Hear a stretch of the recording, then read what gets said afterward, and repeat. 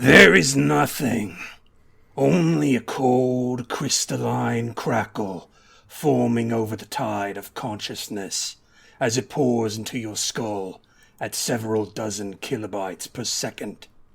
Electrified sea foam swirls around you, static and formless. It is utterly void of anime. No Persona 5s are there. As you marinate in this brine of rarefied thought stuff, you feel an ebb.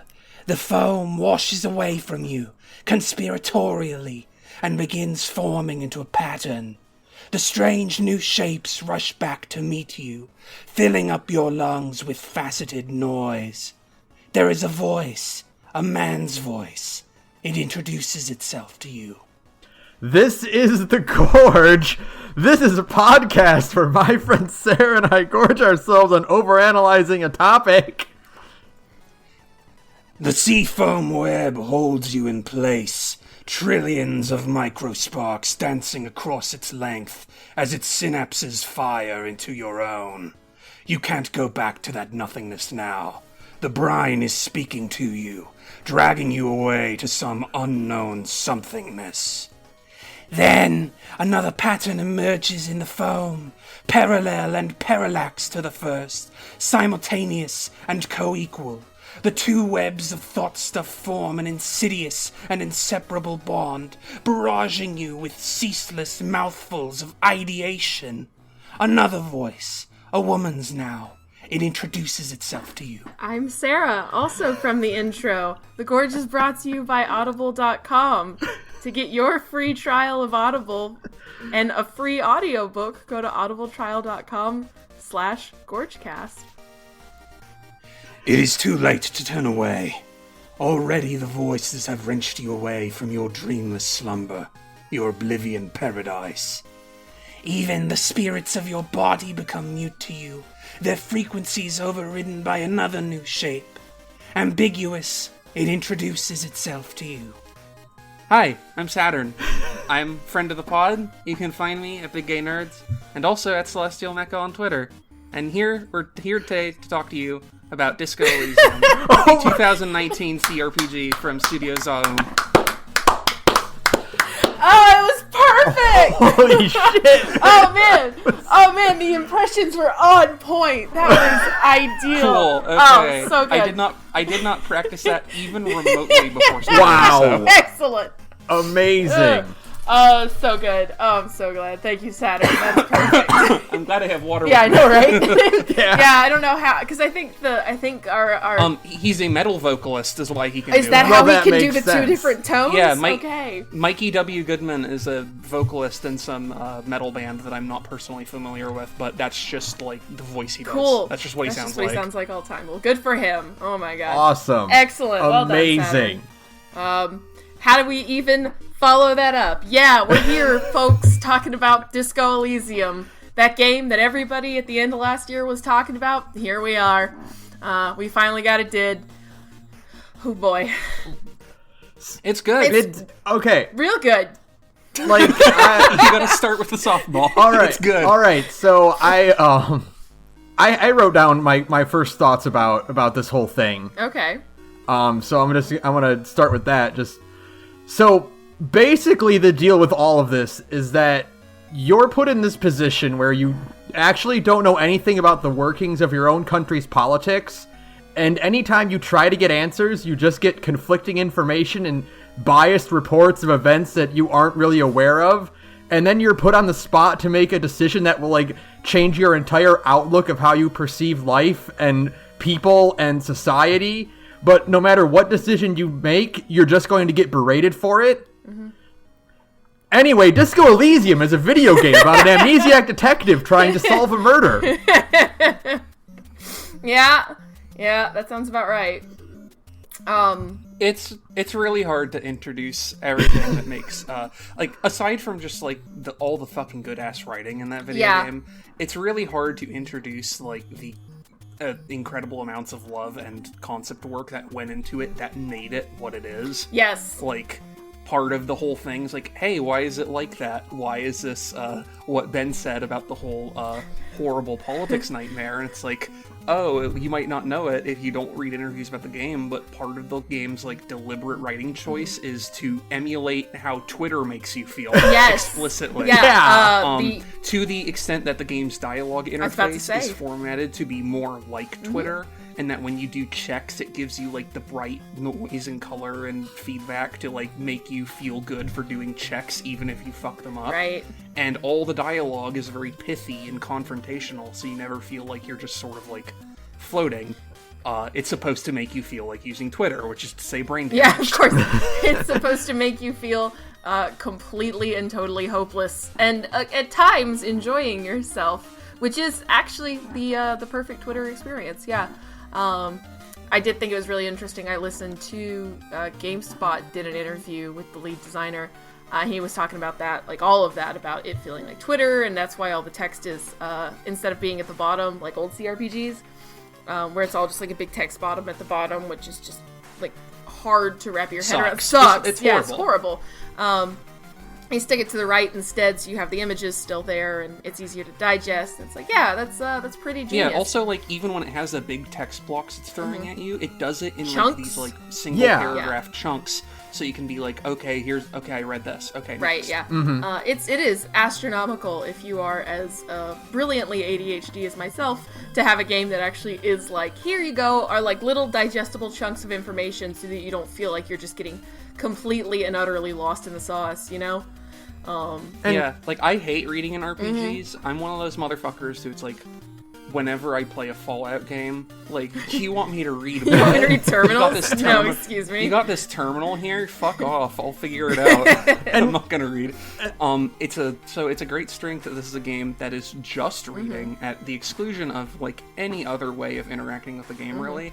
And I went all the way through it and loved every second of it and did not, like, ever skip the opportunity to read something there. Absolutely. Like, and even then, like, even if it is, like, set in these, like, little digestible chunks, there's still points where your brain just turns to static and you're like, what are you talking about? That's the beauty of just, like, when you start to, because, you know, you start the game and you go, like, okay, this is not... This is like the real world, maybe, but it's like in a fake post-Soviet country kind of thing, you know? You're like, oh, okay. And then as you go on, you're like, oh no, this is an entire setting. This is their tabletop game. Actually, it is literally their tabletop game. Yeah.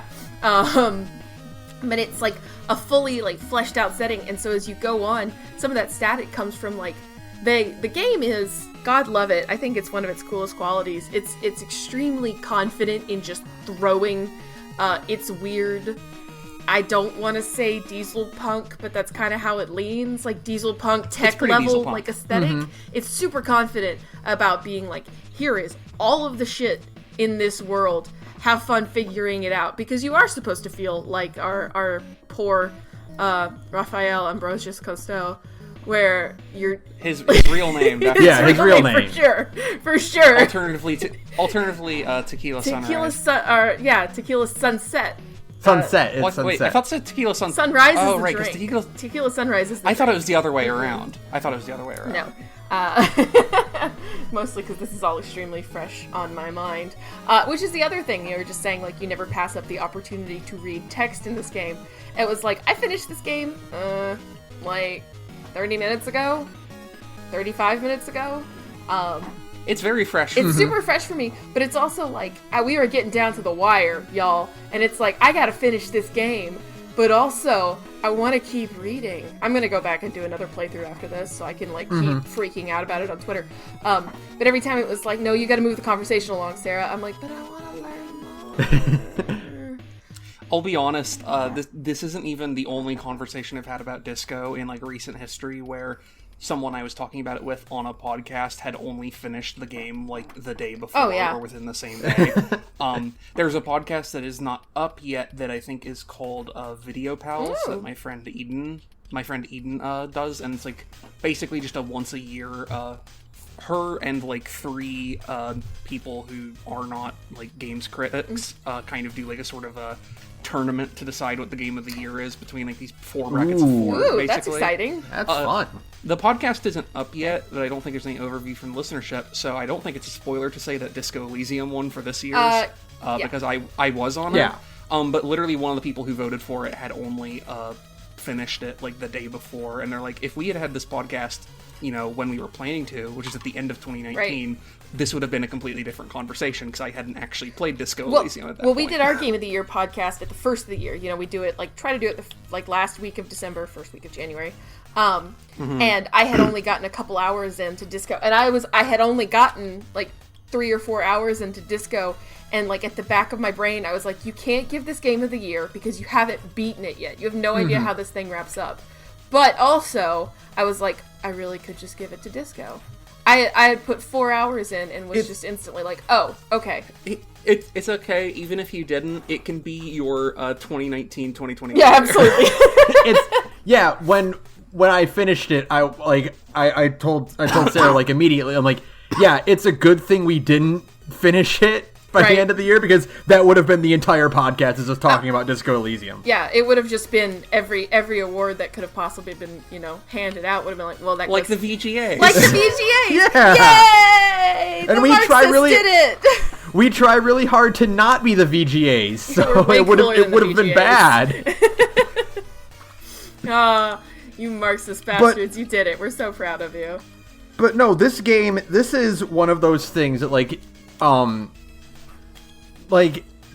apropos of nothing, like, this is up there with, like, Undertale, in that I don't care if it's not your wheelhouse genre, play this game. You need to play it, man. It's so much, at the risk of sounding pretentious, it's so much of the experience of just, like, how an RPG can be crafted this well. Mm-hmm.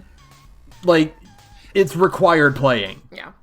Yeah, it's a thing where also, like, it can be very tonally difficult to recommend, which is, I think, like, why, when this was first coming out, and some game scripts, like the folks at Waypoint, were, like, trying it out and kind of bouncing off, because the game starts, like, hyper-abrasive. But I think, ultimately, also, like, before we even get into the meat of it, I just want to preface saying, like, if you haven't played this game, like, it can be very, brutal to start, just because the subject matter seems so dark, but this is not a game that is, like...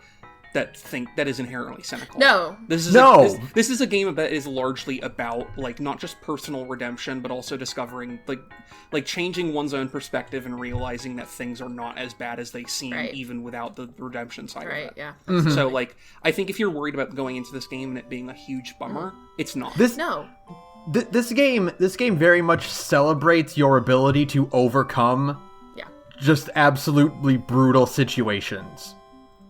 And even if overcoming it just means surviving, yeah, like the game's like the game is very you are doing a good job if you are getting through the game, and not like the game itself is like particularly difficult, because it's just like some random rolls that are, you know, it's just a lot of random rolls and reading, but it's more like the game's like, look, the important thing, first part, is getting through the day. Right. Yeah. If you can get through the day, it's an improvement over the circumstances that led you to the start of the game, which is variously implied to be several days of debauchery and drinking to the point of total retrograde amnesia.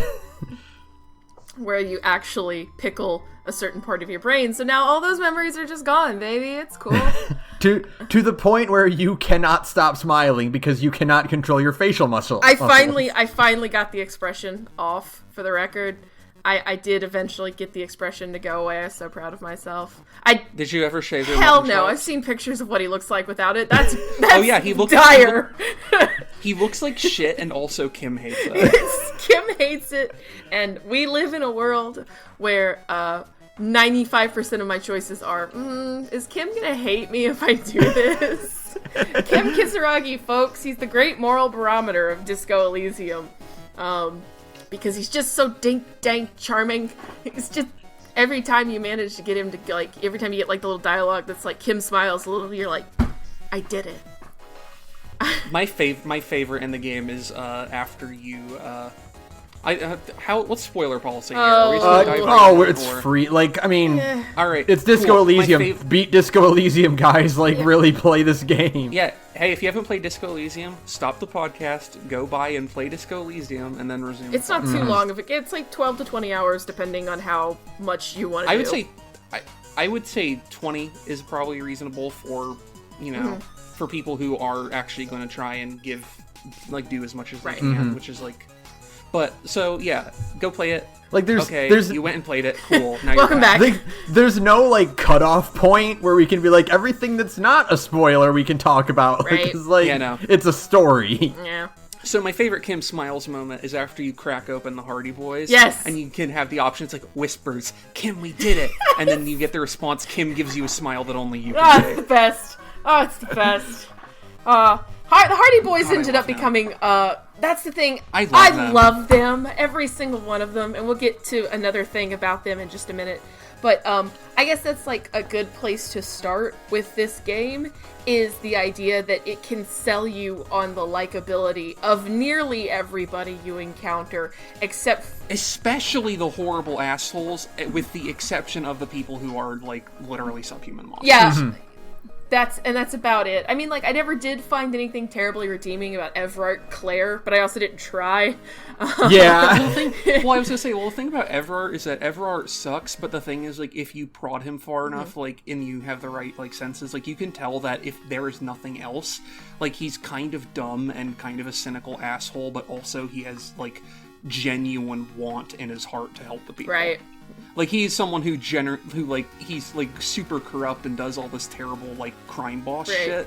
But there is a part of him where it's like, if it came down to brass tacks, Everard Claire is going to do what he needs to do, like, to sustain the ability of the people of Martinez to live before necessarily benefiting himself. Yeah, and I guess that makes sense, because it doesn't seem like there's anybody in the Union who is considered, like, disposable. Like, there's never that moment where Everard, like, talks about anybody who actually works beneath him as being, like, something to be, like, thrown away, like you would see in, like, a normal, like, the asshole mob boss character, which is whatever it is. Yeah, I was gonna say, it's the Mafia, except he's not, like, he's not fucking, like, super blasé or whatever about just killing his nephew or whatever. Yeah, exactly. You know? I would have really liked to explore him more, but I forgot he was in the game until the last day and couldn't do his quest anymore. Yeah. Because they were like, you know what? I probably should go see what that door is all about. Oh, I can't get in. Yeah. Okay. Go ahead. You know, I had the fun similar experience, not of a quest line or a character, but I forgot about the dumpster about the dumpster near the crime scene. Oh my god, so you didn't get your files and stuff? No, literally until the last my day god. of the open stage. And so I didn't actually get my clipboard until I was, like, about to have the showdown with Ruby. Oh no. But then I learned something interesting about that, though, which is, you know how, while you there's a conversation you can have with Kim about your stuff, right? And there's a thing where he's like, Kim, I should get a hobby. What kind of hobby should I get? And, like, I think the intended experience is because you fish it out of the trash can while doing the thing, is he'll look at the yellow gardening gloves you have on and go, like, I don't know, what about gardening? And it's like, okay, to take it easy, he means it sincerely. Yeah. He's just trying to help out. I found out that there is that option there has, like, a much wider amount of things it can refer to, even including things that would be unreasonable, because the one I got on my default playthrough is he looked at my fucking communist hat and said, I don't know, what about historical reenactment? Oh my god! The thing that you literally cannot get until you unlock the Feld building and begin the end of the Oh game. my That's god, that's amazing. so cool. That's the best. Oh, man. I love things like that. Yeah. That's so good. The degree It's of so permutations in this game, which is why, again, like, pretty much is done as soon as we're done recording. Well, maybe tomorrow. I'm going to fire this shit back up and give it... You should try hardcore. Yeah, I'm really interested. I mean, honestly, from what you've described, it doesn't sound like that brutal. Yeah, no, it just kind of tunes up the feeling of playing that game, kind of like to 50%. Right. Like, you fail a bit more rolls, but, like, generally speaking, like, you get less money, but, like, not so much less money, and the big thing is, like, you do get extra experience, and the extra experience more than makes up for all the extra challenge. Yeah, that makes sense, too, because, like, I mean, I really wasn't after I got the fishing village, like the hut in the fishing village, I basically stopped spending money. Like, I did not buy anything after that. With all the experience on my second playthrough, I filled up my thought cabinet. Oh, really? Like, I unlocked every slot on that and put a thought in every single Oh, wow, jeez. Yeah, I only unlocked like 6 or 7 thoughts, 7 or 8, something like that. I eventually hit the point where, like, I got diminishing returns on upgrading, like, my skill ranks, and just focused entirely on getting thoughts up. Oh, that's fun. Well, I said the thoughts are nice because they also, a lot of time, unlock new dialogue options. Yeah. Otherwise, just have their own fun lore implications. Like, it was like the white checks that I could re-roll were like, I'm not getting that. Right. Like, the skill I need requires more than I would realistically get at this point. I might as well try to get some bonuses and other things and get some dialogue choices instead. See, this is an interesting dichotomy because, like, I unlocked, like I said, like, I think 7 thoughts altogether, like 7 slots for them, I guess I should say. And I focused, like, way more on getting skills up and stuff because, like, I don't know, I don't like failing checks. Saturn knows this from playing a lot of tabletop with me. I just get really annoyed at failing checks, especially checks that I should be passing, which, again, this game does it for real. Like, you can have a 90% chance to succeed and you can fail kind of thing. Yeah, well, that's the thing, too, is that it's also, like... So the big thing is, like, you can have max in a skill, but if you roll snake eyes, you're still going to lose. Exactly. Because it's crit fail, crit success rules. So it's, like, the best odds you can have is, like, a 97. But it's, like, even if you have, like, I don't know, 92% odds or whatever, it's, like, you have to roll, like, literally a snake eyes or, like, a 3 to lose. Like, you can still just roll a 3 and lose. Yeah. It makes every check feel so tense before you click the button, you know? Right. And of especially, course, oh, go ahead. Like, especially the red checks where it's like, nope, you aren't doing this again. Pass, fail, now. And it's like, wait, no, let me put on a different hat. So what I will say is, like, if I, like, just to do, like, one, like, very softball, not even a really critique, but, like, a thing I would love to see in a Disco Elysium 2 or, like, sequel based on this engine, is I would love to see them implement, like, the Powered by the Apocalypse style of having, like, thresholds of mixed success. Yes. And Absolutely. like, and obviously, like, you can't really do that with this game, like, just as is, because, like, the amount of extra permutations you have to add to every single interaction in the game is fucking nuts. But I would love to see a version of this game that did have that, just to be like, oh, I got a mixed success. Like, it's not exactly what I wanted, but, like, I have part of what I was trying to get for, so hey, whatever. And I think, like, that this game does have some of that a little bit, in that, like, if you mess up, like, a white choice, for instance, you can base dialogue your way if you pick the right choices in certain situations to kind of get your goal. Yeah, sometimes. And there's also just straight up, like, you can pick certain dialogue choices to get modifiers to that white check that you retried immediately. Oh, yeah. Or you can earn experience from certain dialogue things to go buy yourself a skill point and retry that white check. And other things like that. And plus... So, like, there's a lot of forgiveness there and gives you the opportunity to, like, try and actually succeed on things that you really want to succeed on. And it also, like, there is a degree to which the game is willing to be cheeky with you. And pretend that you can fail even when you can't, and vice versa. Right, yeah. There's a few checks where you, even if you fail them... I mean, I really like that about it, and that's why, like, I wasn't save scumming as much as I probably could have. I mean, I still save scummed a couple of rolls, mostly because I was like, I need to finish this game. But there's a few points where it's like you can fail the roll and you still get something out of it, which is, I think, the coolest, probably the best selling point. One of the better selling points of Disco Elysium, on top of everything else, is this idea that sometimes it's actually better to fail that roll, because you'll get more interesting results and stuff out of that failed roll. There are also explicitly instances where succeeding the roll literally just causes problems. Yeah, there was one. Yeah. There was one that I'm trying to think of. So when you first go to the two old men, Renee and Arnaud, I think, who are playing pétanque in the crater. you can do a physical instrument check. Oh my! I did this one. Yeah, I did this one. And so, if you succeed the check, you pick up one of Renee's petanque balls and fucking heroically chuck it directly into the ocean. And Renee is fucking pissed at you and is screaming, and you're like, "What's the problem? I thought we were playing shot put." And you realize, "Oh no, this isn't shot put. This is petanque." And you just chucked one of his precious petanque balls into the ocean. And there's a side quest to go find a replacement for him. I did not find the replacement for Renee. I'm sorry, Renee. The only thing I found close to a replacement for him is if you can find a shot put ball in the abandoned gym and just give it to him. And he's like, this isn't a fucking petanque ball, but whatever, you tried.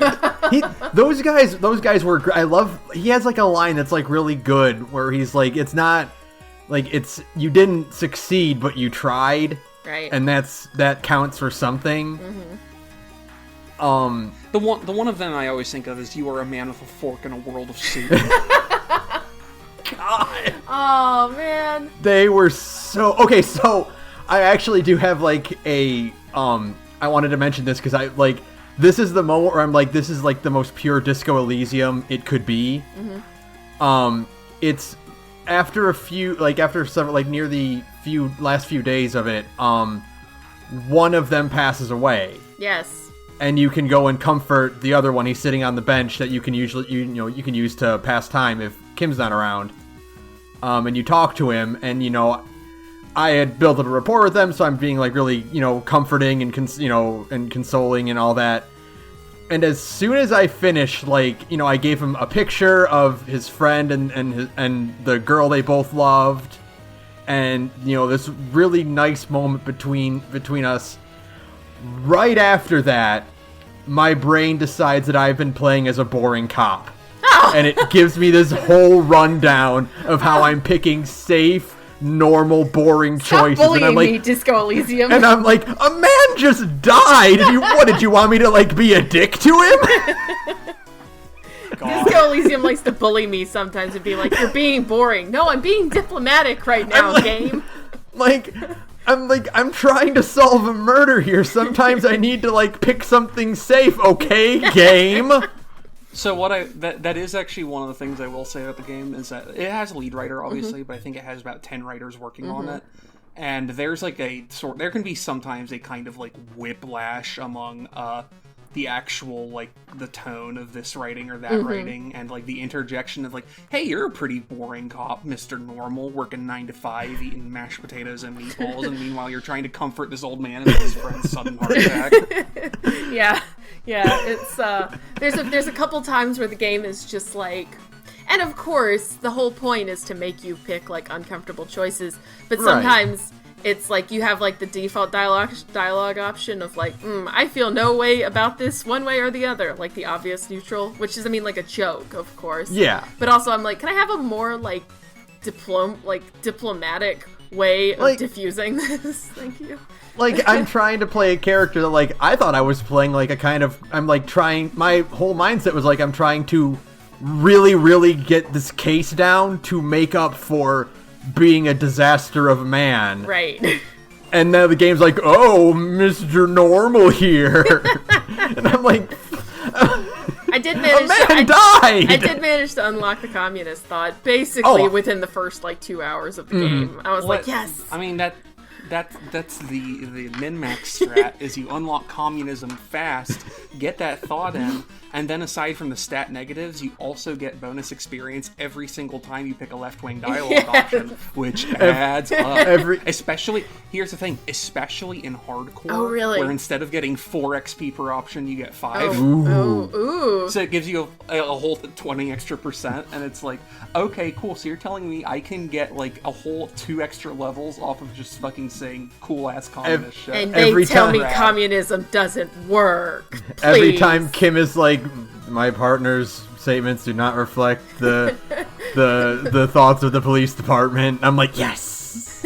Good. That's how it should be. I love Kim Kitsuragi, but I wish he wasn't a centrist Christian, essentially. Yeah. But he is unfortunately this universe's version of a centrist Christian, but also, admittedly, he is that. But there's a cool depth to his character where he's like, yeah, I'm a moralist, yeah, I'm a DeLorean, but I am these things because I am a cop, and it would be fucking whack for me to not be, because these are inherently moralist and DeLorean institutions. Right. But meanwhile, he's wearing fucking a bomber jacket and pilot cargo pants, and you're like, why are you Kim Kitsuragi, leftist ally? Why are you so cool, Kim? He's so... There's that bit where you go smoke with him, and it's like, how'd you get so cool, Kim? And that's not the game. That's just me being like, Kim, you're the coolest. Yeah. Well, it is also the game, and he's like, this isn't cool, it's a bad habit. And then your brain chimes in like, this is the fucking rigidity he keeps this habit under is so specific, it would be easier for him to quit. And then the other part of your brain's like, and it's because it is cool, and he knows it, and he relishes it. He understands. When you yank out, like, pulling teeth that he likes race cars. Oh, yeah, on my replay, when he first got in the car to dial his radio, because I actually did that first day instead of, like, waiting till the last minute? To get my, yeah, but I fucking, the first thing I did is press the save button on his radio, and fucking Speed Freaks FM comes up, and he just very quickly dials the radio back, like, I wonder how that came up, he must have been messing with the radio, There's that bit. I don't know anything about that. There's that bit when Joyce is, she's talking about the cop cars, and she basically calls, like, she says they're like a souped up whatever, derogatory, and he gets really, really defensive about it. Like, it's not souped up. Yeah. He's like, it's not souped up, it's cool, and he's just like really mad that she talks shit about his car. I'm like, Kim, you're the best. Oh, also the fact that he doesn't even drive a cop car, he drives a cop ornamented sports Yeah, car. it's the coolest. And it's the coolest. If you can't make scratch for the first night, and he's like, all right, I guess you can sell these cool rims I found, I guess. Kim. I just happen to have these for no reason whatsoever. Please do not ask questions about the rims that I own. I managed to get the 130 real the first playthrough completed on accident. How? And since when I found out from Sara what happens when you don't have the real to pay, Yes. like, I just like fucking make a beeline for Joyce, like, immediately every single time. Like, hey, I don't understand how the world works. Can you give me money? Oh, he's so cool. I'm stupid. Pay me. Please give me money. The only person I never hit up for money is Lena, because that's like asking your grandma for money, like a drug addicted hobo. Don't ask Lena for money, all right? She gives you so much more than money. Oh, she gave me the pen just by talking to her, and I'm like, I love this. If you pen. do her side quest, she gives you a cool. She gives tie. Oh, the cool. Tie, the cool. The fucking Teratona. Yes. Oh, it's the coolest thing. Oh, she's the best. Everything. I love her. She's so gentle. Lena is like the heart and soul of Disco Elysium more than anything else. Her doing her quest is like the idea of surviving another day and finding the thing in this horrible, horrible world that even if it's fake, you're clinging to it. Right. And you're pursuing it because it's real to you. Yeah. And it makes you happy. It's just like, it's finding something that makes it kind of worthwhile. And be like, this is a little thing, but it makes me happy. So even though things suck, this makes it worth it, It's just...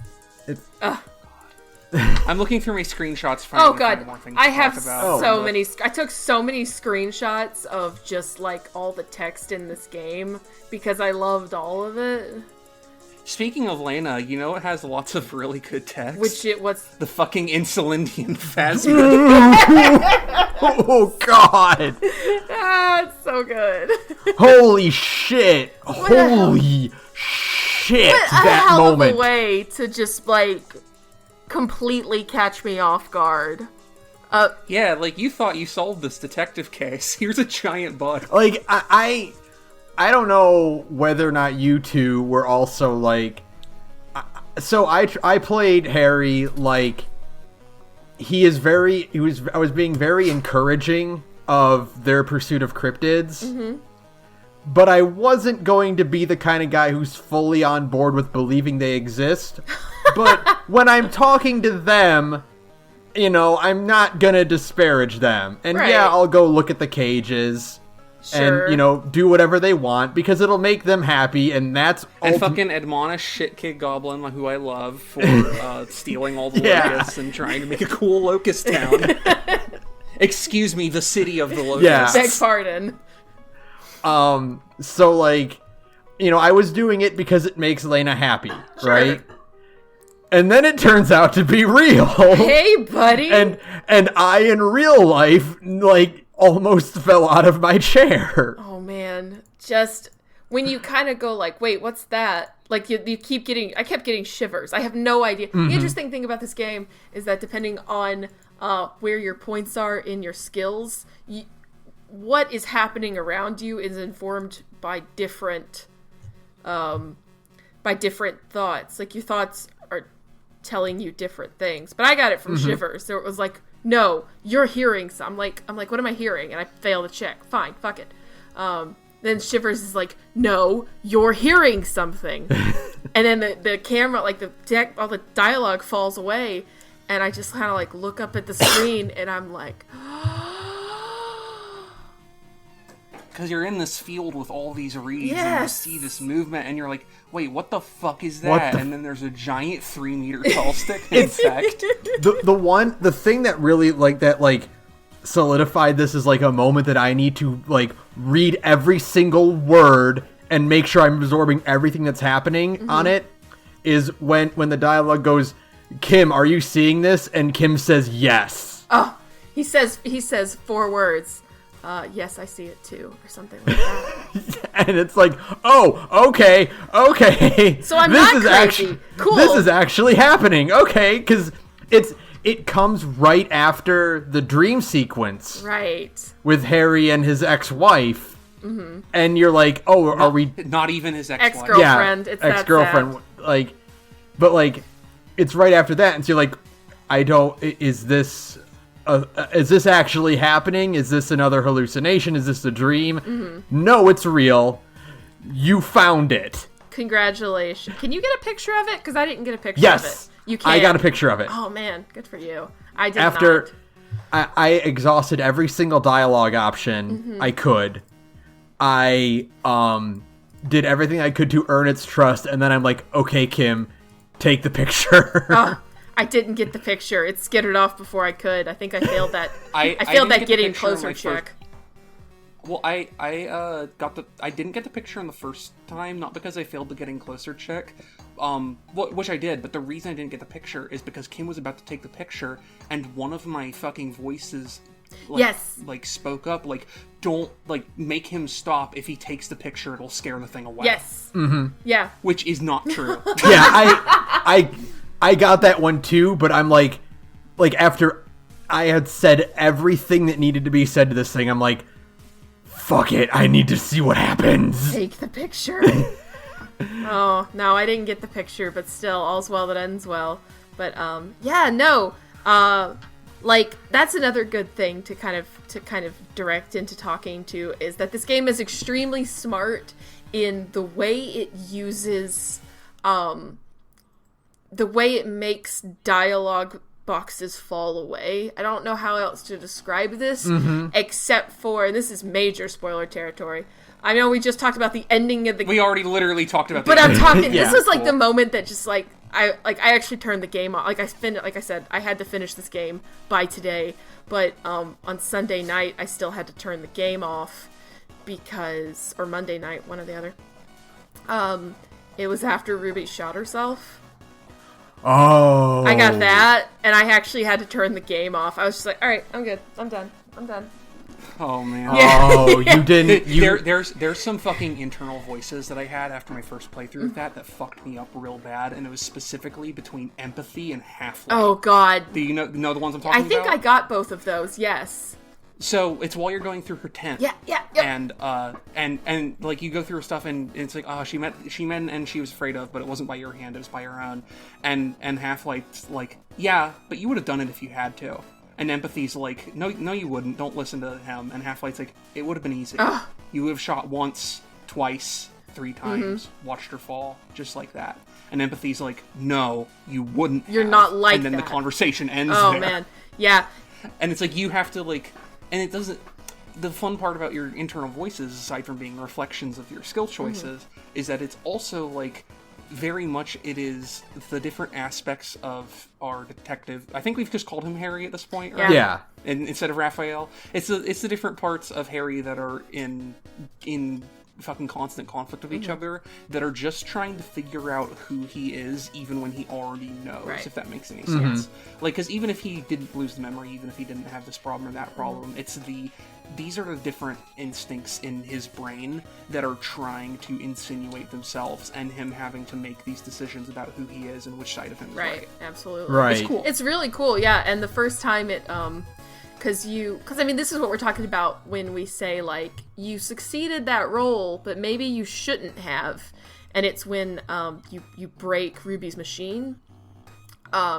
Yeah, because the thing is, if you just tell her to fuck off and let her go, that's just what happens if you also succeed to check to stop her from shooting herself. Yeah, exactly. So, like, you can completely forego that if you just, like, give up and let her go, but you had to be the cool guy and break her machine.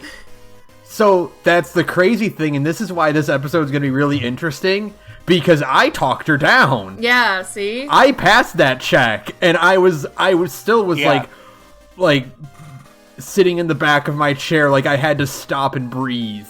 Yeah, no. You know what? But here's the thing. Did you know there is also an upside to breaking it and letting her kill herself, though? What's that? If you didn't get your gun back, you can take Yes, hers. I did actually take her gun. Also, if you already have your gun, you can also take her gun, have 2 guns, and cause the next scene to play out really weirdly, because the game doesn't know what to do when you have 2 guns. Good to know. I guess the game was just like, there's no way they would equip both guns at the same time. Wrong, this is a video game, guns akimbo is a thing. But yeah, exactly. But yeah, no, the first time you fail the check and you're trying to, like, talk her down from it, you pass the check to break the machine, and you fail the check to stop her from killing herself. And there's still that little moment where, like, the game, like, you say the thing, I think I said, like, you know, like, oh, I've had my heart broken too, whatever. No, it was, I've also had problems with it. yeah, that's it. And then she just, like, grins at you, and I'm just like, oh no. And I'm like, maybe it won't happen. Maybe it won't happen. And then, of course, it happens, and it's so abrupt and very loud. And the dialogue box just instantly falls away, and you're just kind of, like, left there to absorb it. And it definitely startled me. Like, I actually kind of said, like, God damn! Like, really loud. And hopefully I didn't wake up anybody in my home. So yeah, it was, that's those moments where it's kind of like this smart use of passing and failing checks and taking the dialogue away so that you're just kind of in that, like, scene with nothing to comment on. It's a lot of little smart things like that. And the other smart thing is kind of that made me think of that as well is the next scene when you're in front of the whirling in rags, which is probably the best moment in the game, if I had to say. The tribunal. Yes. So the showdown. The showdown is the coolest moment in the game, hands down. Absolutely. Before we get in depth in that, I just wanted to comment on something you said, Sarah. Boy, this game makes you feel gunshots, doesn't it? Yeah, well, it's because firing a gun is so rare. Also, gunshots are also the only thing in this game that deals more than 1 point of damage. Right. But, like, every time you fire a gun, or a gun is fired around you, it is loud. The world slows down. There's a smoke trail. There is a bright muzzle flash. Like, even when you're something as, I guess, mundane as trying to shoot the body down. Yeah. Boy, you really feel every time you pull the trigger. Sure, because at this point, by the time you've gotten to where you could shoot the body down, you have probably established at least a few times that if you fuck this roll up, something really catastrophic could happen. You can shoot that kid.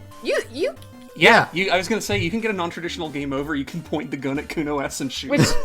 I mean, like, she's a horrible little goblin child. I love her, but who has definitely committed for murder. sure, Yeah. for sure has killed at least a person or 10. That 12-year-old has definitely murdered a man. I like how you can But get yeah, the you dialogue can straight out. up get a game over. Like, Detective Harry Dubois was sent to jail for murdering a child in cold Yeah, blood. yeah.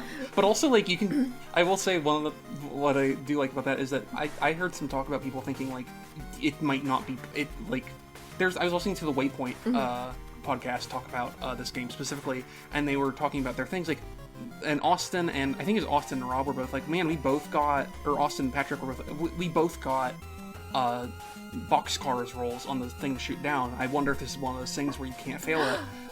You can. Yeah. Yeah. Yeah, because I rolled Snake Eyes, and Harry Dubois just proceeded to shoot the man in the chest. Yeah, that was me. That was also me. I never once got boxcars or Snake Eyes. Like, whole time I played this game, never got the worst or best possible. I've gotten them a few times. It's very infrequently when it's worth it. What I will say, though, is there are some rolls that you straight up cannot pass or cannot fail, despite what the game will pretend. So, like, while you're talking about the tribunal, the roll at the end of that, which is Cordy, whether or not you've successfully shot him or not, takes a shot at you, and then you die, quote unquote. You cannot succeed the reaction speed check to dodge that shot. Oh, really? At all. Ooh. Like, even if you hack the game to make it pass, there is nothing there. Okay. Like, there's no script for you passing. You guaranteed fail. Huh. The other side of that, and here's the thing that I discovered on my second playthrough, is that, so for the final day of the game, you basically have to chase your leads and go to the island. Yes. But at the point I was at, I had not ever successfully actually done the visual calculus in Clausia's room. Oh. And also I had her arrested. You arrested Ooh. Claudia. Oh, wow, okay. Yeah, on my second Right. playthrough, just to see what happens, because she gets a different epilogue, kind of, depending. But basically, so I was curious, like, okay, well, I don't have a running theory that the shot could have come from somewhere else, and Clausia is not going to be able to just give it to me for free. And what I found out is that you still have to do the white check there, like the same visual calculus check, but if you fail it, it says visual calculus, whatever, failure. No, you're not failing this, Harry. Oh, man. Just fucking blink your eyes. You've done this. That's awesome. And then it moves on to, as though you had succeeded. That's great. The check. That's hardcore. Yeah, it's cool as fuck. It's like one of the beautiful things about this game is that I think there's some comparison of it in like certain ways to like the Telltale kind of style things, where it's like it's a pretty linear experience that has lots of for flavor adjustments made based on your choices. But I think the key thing that this game does that Telltale was never able to really get around is that this game is incredibly good at obscuring the extent to which it can course correct for your specific way of play. Right. Because it will naturally steer you into being able to get where it wants you to be. But, like, even if you super, like, I basically only got to that point because I had deliberately played in such a way where I was like, how much will the game will let me fail? Right. And it's still just, like, even then, that's the only time where it, like, finally drops the mask. Like, okay, wise guy, listen up. Yeah. You're gonna play the rest of this game. You've got to get to the ending, idiot. I think, Yeah. and I think the reason that this works so well is for a reason I really want to talk about when we get to like the actual end of the game. And it ties into this whole theme of like, what did you actually accomplish here? Right.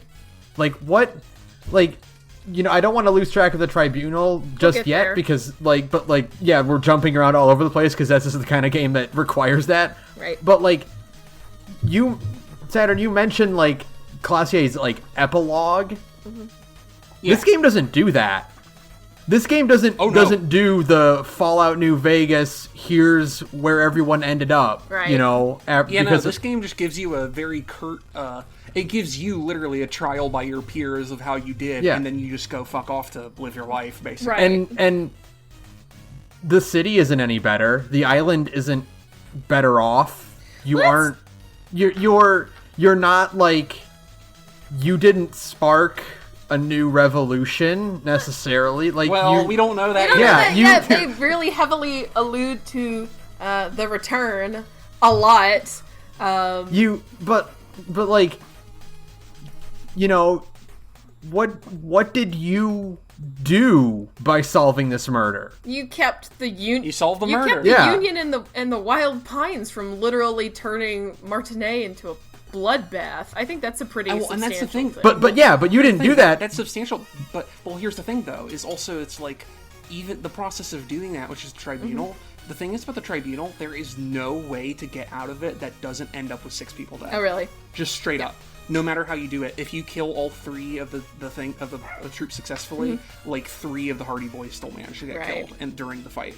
But it's like, and whenever you get there, it's like obviously like what you did was you were able to stop. You were able, the euphemism you used, the game uses, you were able to stop the Hornets from getting into the bees' nests and slaughtering all the Union people. Right. Yeah. Which is what would have happened because they are fully armored and have automatic weapons. Right. Yeah. But even then, it's like when you talk to Lieutenant Vicamar on at the final sort of end of the game, he's like, Harry, what the fuck? 6 people are dead. What are you doing? Yeah. We sent you here to solve a murder. You fucked around and got drunk for 3 days, got brain damage, and then 6 people are dead. Yeah. This is not how murder investigations go. Yeah, but you can also get Kim to knock him down a peg, which absolutely kicks ass. Because it's like, no, it could have been so much worse. Yeah. My favorite actually part of that though is when you're like, I was out here trying to fucking stop people from dying and solve a murder. Where the fuck were you? And Vicamar's like, Harry, you told us to fuck off. Yeah. We were cramping your style, and that you were Detective God, and that all will burn, detect or die. My favorite was the response I picked on my first playthrough is, well, why didn't you detect or die then?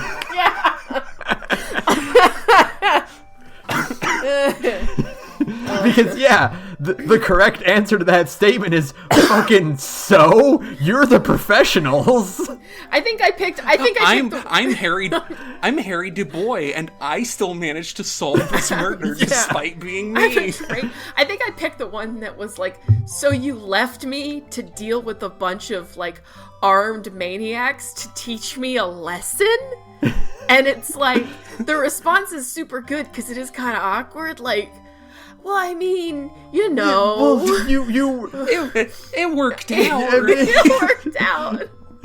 Yeah. My favorite like, though is my favorite though is when you do solve the murder and you get the picture of the fucking phasmid, and it's almost more important to them that you got the picture of the phasmid. And they're like, think of the PR opportunity. Oh my god, yeah. Our cop discovered a new animal. And see, that's the thing I mean is that like this game has this brilliant writing thing, and like you said, Sam, like it does a good job of hiding the fact that you're always going to get to the same thing by the fact that the murderer is no one in town that you've ever met. Yeah. There's a great article about it that I wish I could find, but it's like, hey, here's the way Disco Elysium takes the look at the very old-fashioned commandments of writing a detective story, and just explicitly shits on every single one of those. And the most obvious one that people always get tripped up on is the fact that the actual murderer is someone who is not in the story, who you can't get to until the plot gets to him. Yeah.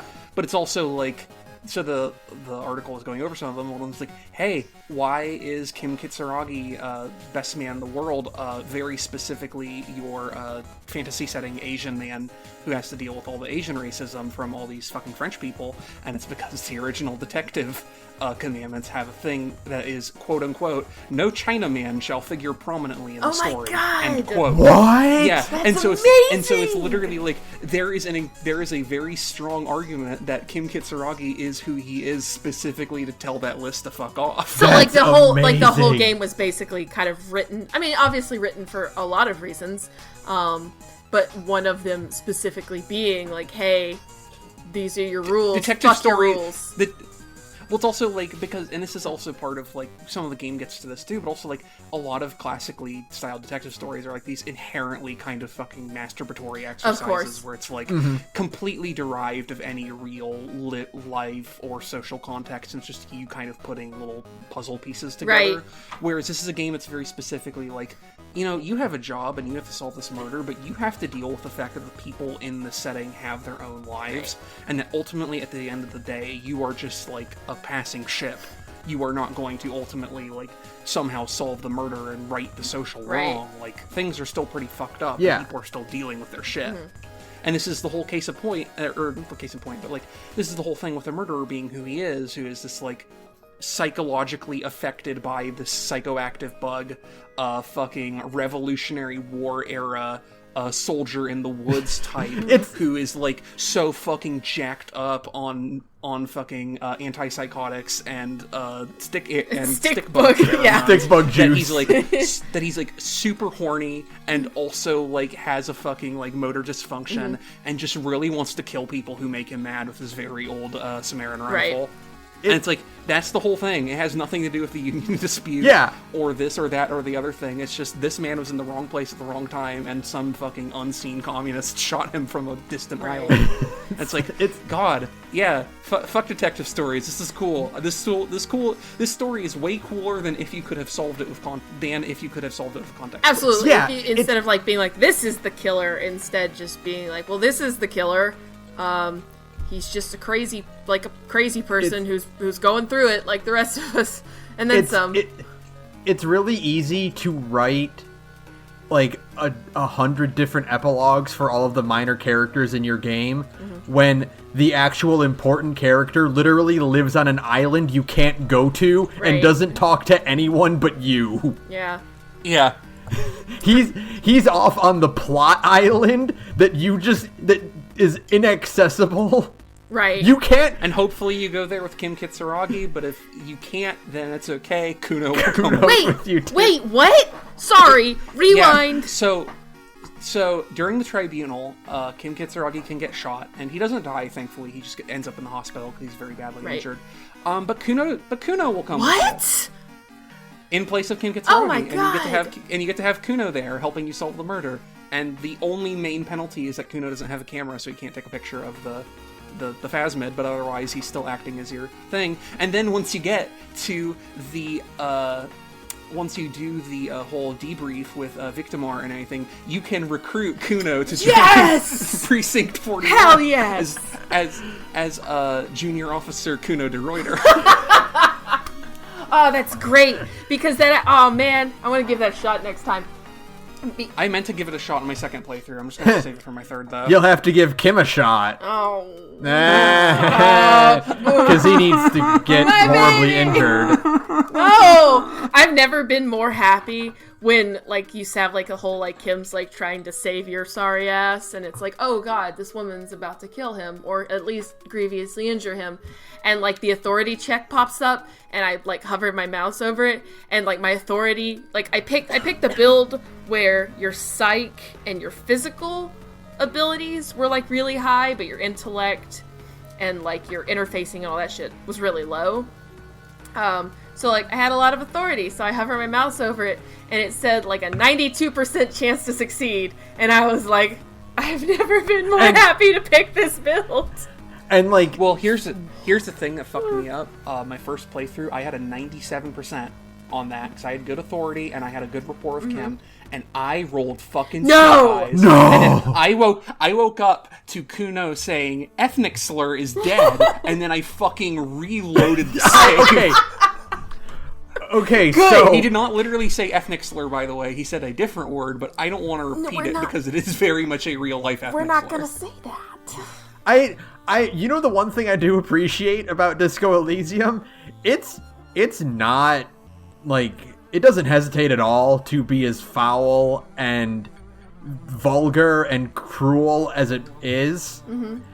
It will not use homophobic slurs. Yeah, I appreciate that, actually. It keeps staticking out the F slur. It's like, thanks, guys. It's the one thing in the game that's actually, like, asterisked out and, like, staticed out in VR. Right. Mm-hmm. Which is, like, really weird, because then the game is also, like, very cool with using actual-ass, like, real-world racial slurs for fictionalized. Like, not going to say any of them, but Kim Kitsuragi gets some racial slurs from people that are very much like, oh, this is something you would say to an actual real-life Asian person, Right. not a Seolite or whatever. Yeah. You know, and it's like, okay, guys, you can a little consistency. Yeah. Like if the F word's a bridge too far for you, take the racial slurs out of it. Right. But you know, Or have them be fictionalized ones, I guess. Yeah. I don't know. Yeah. You know, that's kind of... I feel like that's different. That I would don't be know. I think that would be kind of that would Like actually cheating? honestly be kind of worst. I would really rather it either be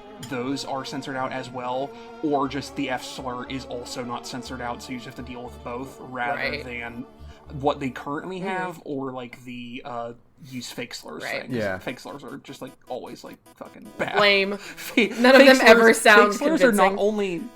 It's like the whole, like, elf racism thing Oh, yeah. that fantasy RPGs do, where it's like, you so badly want to do this story about a real thing, but you don't have the guts Right. to, like, actually Make do it about that thing. So, I guess, like, good on Disco for not shying away with it, because I think part of it's also, like, I would not say it is a game that is, like, somehow necessarily more kind to, like, I think it's a leftist game, but I think it's also, like, very critical of it, and very critical of the force of the things that it is opposed It is to. explicitly... It is a leftist game written by actual leftists who, like, understand and are a little exhausted by the movement at times, you know? There's Yeah, and it's like, but it's also like to the degree like when they deal with the other side of that, like when they deal with fascists or when they deal with what the game calls ultra liberals or moralists or whatever, the game does not fucking back down from fucking anybody. Right. And if anything, I will say this is maybe my favorite thing about Disco Elysium, and a game in 2019 which had a lot of RPG disappointments. With regards to this specific problem, is that Disco hates centrists. oh my Anything. god. Because hey, it turns out they're Disco is scum. Nobody likes them. Disco is kinder to fascists than it is to centrists. Sure. Which is saying a lot. Absolutely. I didn't get it, but I know like what the centrist like thought like prompt is like. And it's just You just want to be. It's the opposite. It's like similar to boring comp, but it's you just want to be normal. You just wanna be right? normal. You just want to be normal, and it's like, but this is also a game where normal is also like sometimes normal comes into your country with 10 million guns and puts you and everybody you love against the fucking Right, wall. yeah, exactly. You know, Like, in the name of normalcy, we have to genocide this. we have to literally level all of Martinet, and turn, like, these... the game makes... one of my favorite kind of constantly recalled to motifs in the game's text is the concept of Martinet used to have very tall buildings. It doesn't anymore. because they all got fucking torn to shit. Yeah. in the They were Revolutionary shelled War. to fuck And- by these nice, and normal centrists. And the place is kept under such fucking tight lock and key by the nice normal centrists who also siphon all material wealth out of it Absolutely. that it cannot rebuild. No, of course not. And that's part of the thing about that I thought was really interesting about the game's sort of political tensions is the game's like, okay, it's a pretty leftist game, so obviously like it's willing to shit on the communists a bit, but also like it is a game that I think is inherently more sympathetic to the communists than it is to the other arrangements. But it's like even the fascists, it's like, well, they at least believe in something, and they, like, fought us on the same terms. And, like, the communists won because we were willing to get dirty, but the fascists, like, they believed in something, and they had something. And, like, the people who are poor and oppressed and hurt by global capital in this realm sometimes need something to turn to, and communism lost, so we have to look back to the good old days when Right. we had the kingdom and everything. Yeah. And then it's like, even with the ultra-liberals, it's like, well, to their credit, money does make the world go round, and it's like, you can't really defend your ideals if you don't have the means to defend Right. them. But for centrists, it's like, their only... Like, the moralists' only claim to legitimacy is the fact that they exist, and that no one is able to make them stop existing. Right, yeah, exactly. As like, every other part of them is just abjectly anti-human. And it's like, I wish more games treated fucking centrism like this. I think I didn't get like, because once you get the map and your ledger and you learn who you are, like it keeps track of like what prompts you've selected, you know. I don't think I got a single centrist prompt. I got one fascist one, and I'm like, what did I say? When? What did I say? I think, but here's what I will say is vis-a-vis the fascist one, I think the easiest way to get fascist ones is to just be like, kind of like, to kind of walk on eggshells with Renee because he's just an old man. So like, Yeah. Yeah, and that's compared true. To compared to the lorry driver, he's like Renee is... he's got his own things, but he's not like a fucking virulent racist. No, Renee's you just know? an old, you know... He's an old loyalist. soldier. He's just an old man who likes to walk His around in his uniform. fucking parade-ass Yeah. military Yeah. uniform. But I found, like, I didn't, like, get, like, the fascist achievement or whatever, but, like, in my first playthrough, I had the fascist thought breakthrough because I was just trying to, like, exhaust all the dialogue stuff with Sure. Renee. And, like, it ended up being like, hey, you've been pretty cool on the whole, like, Revicolian nationhood and, the role of the state to beat down oppression or whatever. Right. You should be a fascist. And I'm like, now hold Wait a on. minute. Hey, hold on! I'm just trying to be nice. As you can see by my communism hat, I don't Excuse really me. have any interest in this whole Excuse thing. me, sir. And it's like you said, like, they even do shit on communism because, like, when you get the communist thought and, like, you accept it, it's like, fuck yeah, let's get them all against the wall. And one of your problems is, wait, what? Yeah. It's like, wait, hold on. It's like, too late, buddy. You signed up Like, for this. you want to literally kill everyone with more than 20 real Yeah. in their pocket, and you're like, yeah, that sounds like That me. sounds like me. Thanks. I'm glad you noticed. It's like, wait, hold on. Yeah, no. It's like, maybe not that far. Nope, you signed up for this. This is what you picked. Look, that's what I signed up for, and I'm gonna wear it proudly on my sleeve, unless it means being mean to this old man. Because you know what? Or to Kim Kitsuragi. Or to Kim Yeah. Kitsuragi, Bless who I his could heart. never be mean to. Then And it's then- like, But then, I straight up am considering just actually getting a tattoo of the fucking Disco Elysium communist symbol because it's the coolest So thing in the cool. fucking- I am genuinely in the same way, contemplating the return line.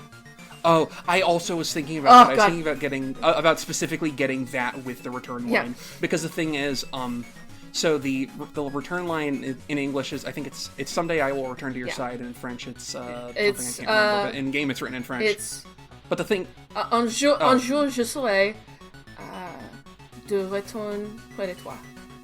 One day I will return to your side. But the thing is that I believe that is actually in game a something from the Communist Party, and also in the in one of the game's like sort of circa launch like little primers. It's like, hey, here's political alignments, and it talks about which characters represent political alignments. Cindy the Skull is listed as a representative of the Right, Communists. yeah, very cool. Dope. So it's like Yeah. So it's like both of those. It's like I gotta string both those two thoughts together for maximum Disco Elysium communism tattoo.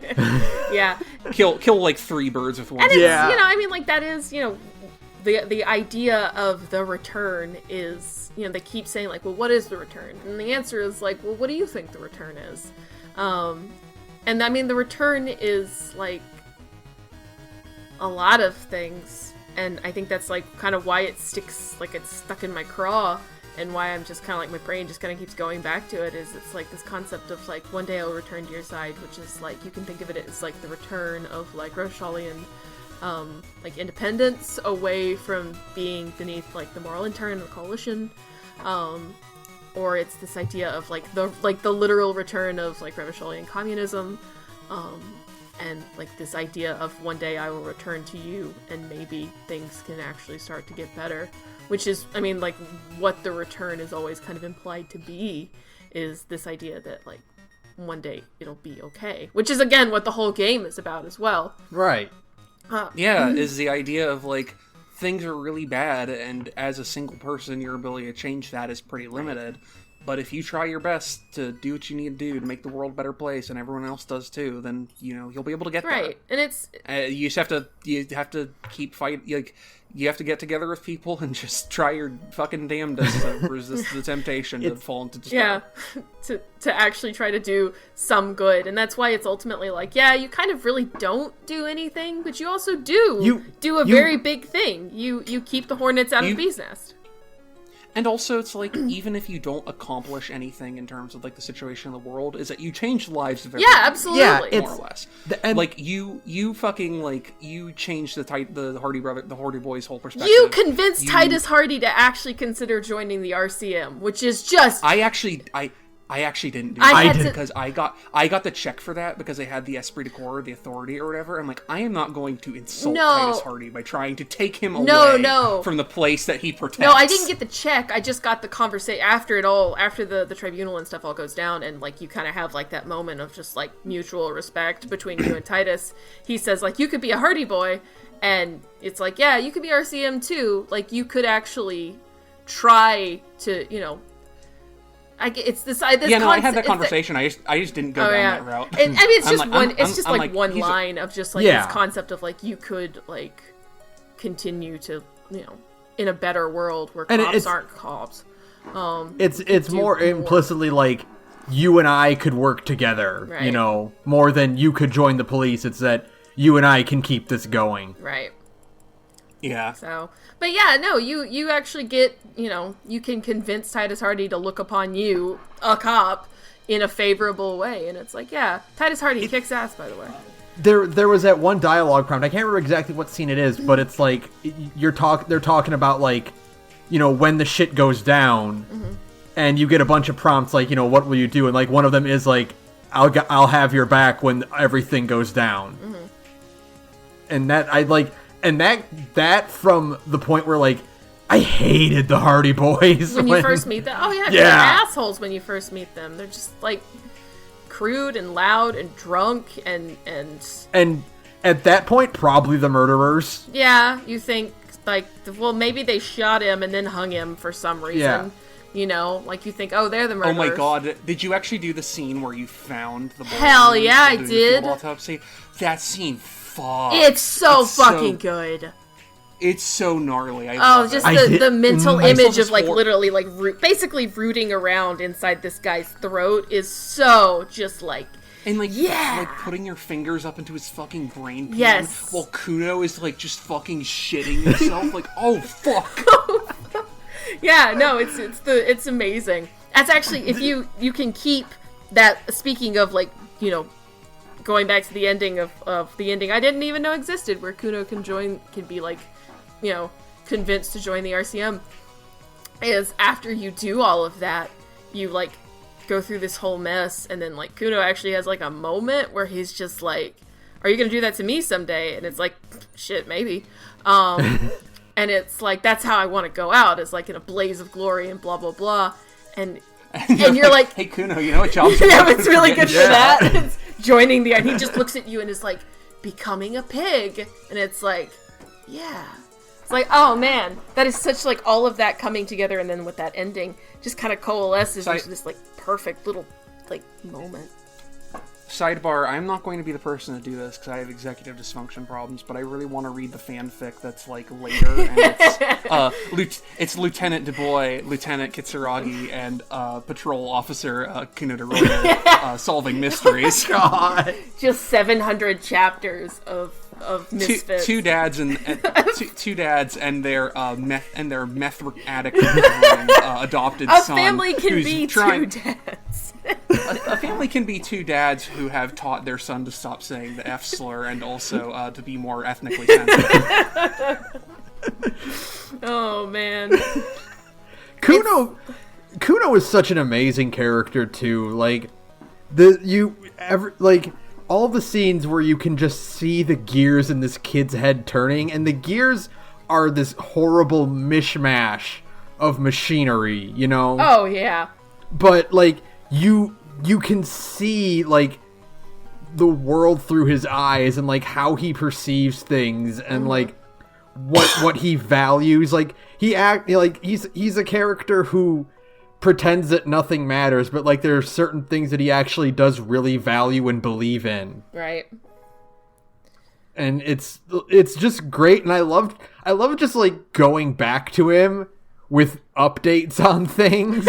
Reporting back to this small, angry, horrible 12-year-old and be like, hey, I did a thing. And he's like, I don't fucking care. But he does care. Kuno doesn't fucking care. Fuck you do. You and your horrible little shrieking child behind the fence. Both of you. I love you both, but shut the fuck up. Going to dealing with his dad. Oh, yeah. I never did that. I still need to that scene got me like really bad. Isn't his like His the only dad's thing I just- know is that his dad is like a horrible Just drug addict. he's just Well- a drunk. He's just a drunk who's basically comatose in his bed. Yeah. You go and like it's hyped up like, oh like the prompt is like fight Kuno's dad, right? Right. And you're expecting to fight this like fucking methed out like giant like fucking Irish ginger like 8-foot behemoth. Right. And you go in and cause like Kuno's like hyping him up like my dad's fucking unstoppable and all that. And he's just comatose in a bed. And like I think even if you fail like the prompt, like he doesn't wake up. No. Like no, you can't. There's nothing to confront. Yeah, he's just an old, like washed up drunk who just basically lays in bed all the time. And it's like, you know, obviously he used to beat the hell out of Kuno, almost certainly. Yeah. But like he doesn't anymore, and now it's just like now you're just like this kid whose dad is just laying around all day, and that might, you know, be just as demoralizing in some ways. Yeah, because now you can't You don't have anything. what's there to get revenge Yeah, against? there's you nothing can't- to get revenge against. There's nothing to rail against. It's just this old, like sloppy piece of shit who just lays around and doesn't do anything. And it's like, where's the satisfaction in beating the hell out of that? There's nothing. You get no pleasure. You can't be the hero. Yeah, you don't get to be the hero. You know? You don't get to take revenge against your shitty dad. You just kind of have to watch him like waste away. And that's why Kuno gets super amped up on methamphetamine and makes Locust Cities and reads Heimdallman comics. and hangs out with, again, an actual small child who is almost certainly committed for real murders, guys. Yeah. Yeah. And yeah, there's this, by the way, there's a good prompt where it's like, she's tiny. Has she really killed anybody? It's like, yes, bro. Yeah. Yes. Oh, yeah, for sure. Well, your brain's like, well, she couldn't have taken on a full-size adult, but she could have taken someone vulnerable, like an old lady or someone sick or another kid. Ugh. Oh, she probably killed another kid, huh? Yeah. She's just a horrible, shrieking child, and it's like, okay. And the whole game is just full of like all these little characters like this who you just kind of end up so endeared to by the end of it, even though you shouldn't be. And it's like, oh, it's right. Everybody around you is kind of living like their own lives. It's that when I first started playing the game, I messaged Saturn about it. It is kind of, not really, but it is the bones of Warren Buffett's One City Block RPG that he's always talked about. Yeah. There's definitely That's my exact thought. there's shades of it where it's like, of course, Warren Buffett's One City Block RPG is the perfect simulation of a single city block where like everybody has lives and everybody does things day to day and has schedules, and it's like an immersive sim first-person game. That's kind of like the game he always says it would be. And whereas, like, no, Disco Elysium isn't quite that because people don't really have, like, schedules. They kind of stick to one place during the day. It's still the same, like, the bones are still there. It's still this concept of, like, everybody around you is also living their own lives and, like, fighting their own battles and going through their own shit. And just because you're, like, some sort of detective god does not actually make you that terribly special. So, like, don't be too shitty to all of these people. Except for, like, you know, the worst among them. Don't be nice to Measurehead. Yeah. Did you, so, speaking of people not to be nice to, did you ever get the fucking, dialogue for asking, the Scavalier to explain to you what the tattoos mean? No, I cowered it out. Good. Here's the thing, like, that dialogue is explicitly there so that if you felt any remorse for gunning those fucks down, really? that it would be completely erased. It is, like, it is maybe the most vile piece of writing in that Oh, entire really? What is it? And I don't mean vile like bad, I mean like just gut-wrenching. I felt like it was like one of the few times in the game where I've read something like where I was like, because I was like, I didn't want to see this. I want to know what it is, and it made my fucking stomach turn. Okay, What? that's good to know. What is it? It is a graphic description of a war crime that Lely did that involved. Actually, no, I'm not going to say okay. it because even just trying to find a polite way to describe what it is just like, But it is basically he describes in depth a very horrible like senseless war Right. crime that the victim had committed at a specific location, with kind of the veiled implication that like this is just one among many. Oh yeah, okay. No, I totally cowered it out because it was like you literally get like a half-light check, like last chance to fucking get off this ride, buddy. The fact that you literally cannot describe it on a podcast that already is marked as explicit on iTunes. Yeah. Says here's the thing. Says all I need to know. It is literally like there is no way for me to even insinuate what it is about without like making my own stomach turn. Wow. It is just like disgusting. And it's not even like a fucking thing where it's like, oh, here's like 30 paragraphs of like reveling in these horribly gory descriptions of this or that or other thing. It's just something that's like, it is layers of inhuman cruelty. Right. So it's for literally no reason other than they could. Yeah. So it's not like fucking Garth Ennis is crossed. It's actually like something that's genuinely unnerving. Yeah. It's in the same like length and tone as the rest of the game. It's just a description of inhuman cruelty. Wow. For no reason. Yeah, no, to people who are completely innocent. right, yeah. It's like, that's who you don't have to side with. Yeah. Don't worry, Yeah, you don't have to feel bad about this one at all. You can't side with them, you can't avoid getting into a fight with them, and hey, if you're gonna have to get in a fight with them, you may as well try and make sure you take every one of those motherfuckers down with you. So that actually, look at that, you guys. I'm so proud of all of us. We managed to bring it back around to the Tribunal because the Tribunal kicks ass, guys. The Tribunal is extremely really good, does. y'all. It is the highlight of the game as far as I'm concerned because it is like explicitly the climax, and also one of like, I would say one of two things in the game that, or no, I guess one of three that you could like kind of frame as a boss fight. what, The first being the actual like, alright, you have to tell the working class woman about her husband thing. Oh, God. That is a fucking minefield, but thankfully I managed to do it completely right both times. Thankfully for the working class woman, because I would feel so bad for her if I fucked that up.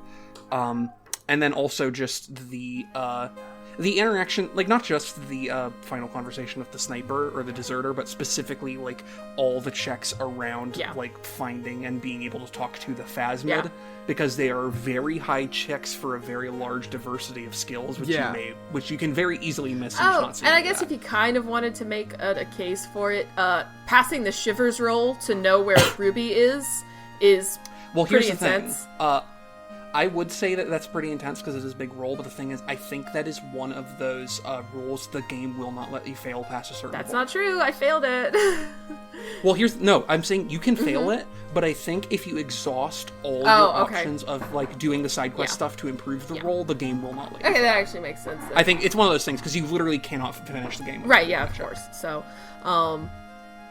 yeah, because at first, anyways, the Tribunal. Tribunal is for sure like the set in stone climax. It's the boss fight. It's probably the moment where like the most number of options are presented to you based on your skills, and obviously, like you said, 6 people have to end up dead no matter what. But like the who of who ends up dead, and the how is the more interesting part of it to me. Because with mine, it kicked ass. Because the first time you take out, I had Ruby's gun. First time I took out Ruby's gun, and you shoot at what's his name? What's the big guy's name? Cordy. Thank you. You take a shot at Cordy. I missed the first time, and if you miss the first time, he looks at you and he grins. And he's like, I'm gonna let you try that again. And I had a 17% chance of passing. And guess who fucking passed? Oh, nice! Yes! Nice. And you just cap him, and just the way they describe it is he is just in shock that you actually pull it off. Because normally what happens if you fail is you hit him, but you hit him in a chest piece where all of his armor is and nothing fucking happens. When you succeed, you fucking shoot him in the mouth and he like stumbles back, like trying to, like the game describes I think if you have high enough perception, the game describes that he's trying to mouth the shoot them command, but he can't. Because it's just all blood and torn and everything. Oh, it kicks ass. It's great. Oh, it was the best. It was just... He deserves it. He 100% deserves it. Absolutely. Side note, extremely funny to hear Matt Christman and Felix Biederman actually talking shit to each other like that. Really funny, because I listen to a lot of Chapo Trap House. I'm like, oh, guys, don't fight. I'm like, guys, don't fight. Even though, like, of course not. Well, like, in the back of my head, I'm like, no, don't do that. I love you guys. But yeah, no, so you managed to hit him the second time. And then, of course, everything goes to absolute fuck. One of them, I think the chick, the blonde chick in the merch. I think she's redhead. I don't know. I think she's a redhead. Yeah, the woman, she takes a shot, and like you try to convince her to not shoot, and you fail the check. And I really thought she hit Liz, the lawyer for the union. And then it's like, oh god, because they say like, oh, the gun goes off, and there's like that tension, and then they kind of focus the dialogue on Liz. And I'm like, oh no. And then they're like, oh no, she missed on purpose. It was to scare you. And I'm just like, oh. Well, I would say that's only during the fucking actual, before the proper shooting starts. I think, so I don't remember how it shut down my first time. What happened for me on my second playthrough is I did not bother talking because I wanted to see if I could actually prevent them from shooting anybody. I immediately shot Cordy in the mouth. Yes. And then, so the old man, who by the way, if you have high enough perception, you can tell what he's saying. Oh, really? Yeah, it actually, he's mumbling a bunch of incoherent shit. It's like, it's still incoherent, but you can actually tell what he's saying. But he aims a shot at me. I dodge it. Kim shoots. I think Kim shoots him, misses. He lines up a second shot, and I dodge it again. Kim kills him, and then Cordy, while laying on the ground bleeding out, shoots me. And it's like, but some also, Matrix bullshit. I'm into it. Yeah, but also at some point in there, the redhead, whose name I don't remember either, she takes a shot at Kim and misses, but then hits what was Theo? I want to call him Scrafty, but it's a Pokemon. Shanky? Yes. What did you say? Shanky or Shanky? Yeah, Shanky. That's the one who runs away. So, she shoots and catches Shanky. Oh, in the back really? And dies. Okay. But then apparently because only they and fucking Shanky took it, two other of the Tired Party boys apparently died while I was blacked out because it's just calculus works. I lost Theo and Angus. Yeah, I think Theo and Angus died no matter what, is what it sounds like, because I lost them too. Titus was really ripped up about Shanky. I feel bad about him. No, sorry. I hate to interrupt you, Ben. We gotta stop for a second, because Shanky, in mine, ran away. Like, he just bails. Yeah. And then Titus is like, we're gonna fucking kill him. Yeah. Well, yeah, that's the thing. In this one, he gets shot, and Titus is like, man, I love that he literally says, man, I love that homo. Fuck, I'm fucking broken up about him. And your empathy is like, this is the one that he's actually the most broken up about. Man. He hates talking about it because he was such a good friend. Sarah, I got that too, where he ran. Yeah. And afterwards, Titus is like, if we find him, we're going to kill him. Yeah, no. It's amazing. Yeah, no, he doesn't get the chance to run if you just open up guns blazing. and it's like you get like a thought that's like, oh, they're not joking. They are real. This is an actual threat, and they are going to kill him if they find him. Oh, wow, absolutely. okay. For reals. So. But no, I did it once, and I can't remember who died who exactly died now, but I was gonna progress, and then I'm like, no, you know what? This is a big event. Yeah. I kind of want to see if I can pass some of those checks. Sure. And see what happens. So I reloaded an old save. I had to do the whole Ruby thing again. Oh. And now I'm like, oh god, I failed to keep Ruby from shooting herself. Now I have to reload again and make sure she doesn't shoot herself, because I want to have the same setup, going into it. That's what they call a cock-up cascade. So, where things just keep spiraling out of control. So that's Harry's other secret. So I saved Ruby, and then I'm like, save the game, and then I did it again, and then on my second proper run through, Titus died off. What? Like when I passed out, Kim's like, I didn't know Titus my died. Yeah, Kim's like, yeah, Titus is dead, and I'm like, but I did really well. My boy. But Yeah, no, that is the tragic thing, is that no matter how well you do, 6 people. Yeah, Right. and so I'm And like, it's either the 3 of them and like 3 or 4 of the Hardy Boys, or it's just like all the Hardy Boys. Oh. so then I'm like, you know what? No, I'd rather have it the first way around where Titus is still alive, and So that's you the one I really went. wanted to I like, yeah, that's the one I went through. But like, now that I know that like not like there is no golden Right. ending, you can do that. Like that makes it really, really interesting to see what kind of combinations you can get. Oh man. So here's the thing I want to know, because Saturn, you probably do. Can you actually identify and meet the other 2 members of the Merc Squad? I don't believe so, no. Alright. So the sniper is always a surprise as far as you know, 'cause that's how Kim phrased Yeah. it. But you can do some reasoning, I think, while talking to Joyce, and come to the conclusion, like while you're talking to the scab leader, that one of them, probably the redhead woman, yeah, the redhead woman specifically, is in a tower nearby, Yeah. like keeping watch of the area.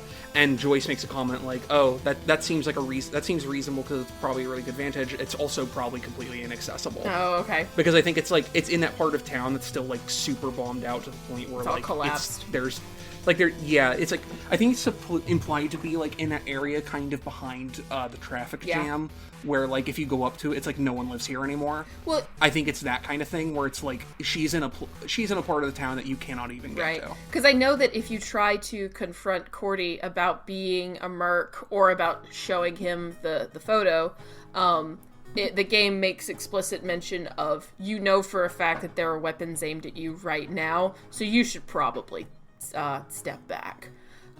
Yeah, cool. Thankfully, you can't actually get shot Right. there. But yeah, so it's implied that she's like training weapons on you from the watchtower, Right. and the other guy is obviously there, but he's a complete surprise to everybody. Okay. That's interesting. That's crazy to me. Yeah, no, I didn't know that there was a 4th one. And it is a huge surprise when you walk in. You're like, what the fuck? What do you mean there's a 4th one?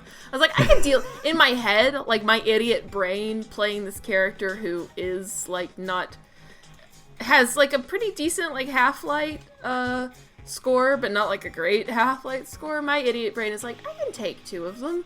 I've got 2 bullets in this gun. I could make something happen. By the way, yeah, when I shot Cordy, that was my only other bullet. I only had 2. Ooh. I only had 2, so I fucked up the first one. I think 2 is the max. I think 2 is the max you can get, because you get the one from the one Ruby buried in the house, and I think you get one. Where did you get the I other one? forget where you get the other one, but I got it. I think I got it pretty early, so I think it's something you can get like near the crime scene. Yeah, or something. it's just like, I think it's in like one of the rooms or something. I don't know. Yeah, I don't know. But it's just like a random bullet you can just find. Oh, I think it's like literally on the street, because I feel like it was just like, oh, there's a bullet here. Okay. Maybe. It's totally possible. So I found that bullet and the one that Ruby buried, and that was it. And so I only had 2 shots, and I made the second one count. Yeah. So I will say is if you do have a spare shot, there is actually something that changes, which is that when you warn Kim, you don't just warn him, you hand him your gun, and then he uses your gun to shoot. That's so cool, the lady. guys! Come on! Also, the other part of that is that, when you wake up, if that's happened, he says Sunrise Parabellum to you. Yeah. It's engraved on your gun. I got that. Okay, I got that one because I remember him saying that now. That's so Yeah. cool. Shut up. Whatever. Kim's Harry, so cool. Harry and Kim are so cool, even when they're so being just fucking train cool. wrecks. It's like in that moment when you're like doing the whole. You know what makes me really happy about the fanfic possibilities is that I might be misreading what is supposed to be a sarcastic remark, but I'm pretty sure Kim is canonically gay. Here's the problem. Just like for a real quick thing, is that when we get to the bit at the very end of the game where you sleep and you dream of Harry's ex. I hate that shit. The problem is that I'm like, this would be emotional if I weren't already just like convinced to my bones that Harry and Kim are in love. You know what I mean? Or at least that Harry is in love with Kim and Kim's still feeling it out. Yeah. But like, you have so many the moments that are so explicitly like, man, Kim's so cool. It's like, Yeah. Well, it's But it's also, like, the thing, too, is that if you do the homosexual underground thought or whatever, it's, like, the resolution is that's, like, you stop obsessing about people's sexuality, and, like, you can talk to Kim about it, and he's like, yeah, that's cool. And then you start, like, you can prod him about the sort of thing. He's like, I see what's happened here. You've stopped obsessing about your own sexuality and started obsessing about other people's. Let me spare you the 20-hour thought project. Yes, I'm in the homosexual underground. Moving on. Yes. So thankfully I think I can make the argument that all my fucking terabytes of theoretical Harry and McCann fanfic are completely canon The compliant. 18,000 pieces of fan art currently inhabiting my phone have some kind of canonical basis. Thank you. So the thing about that dream sequence, though, that was crazy in my playthrough, is that, okay, it's a confrontation, and it's like, okay, well, it's been building up to this, so I want to make sure I do it right.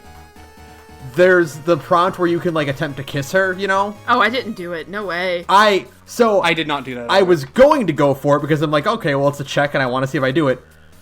My finger slipped, and I clicked on the prompt below it, which is like, end the scene. Conclude. That Good. good. That's much better. It's I was like, good job. yeah, and at first I'm like, oh no, but then I'm like, oh wait, this is actually so much better. It's Never way mind. better.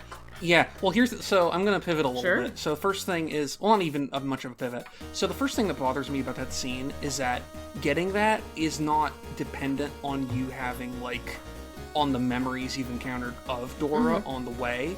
Like, you can religiously avoid any of the... Like, you can fucking throw out the letter without reading it, you can never do the calls, you can do whatever. You will still get that scene. Oh, yeah. Just straight up. Can you miss... Like, the only way you can avoid getting that scene is to just not lay down and just progress. Okay, I was about to ask.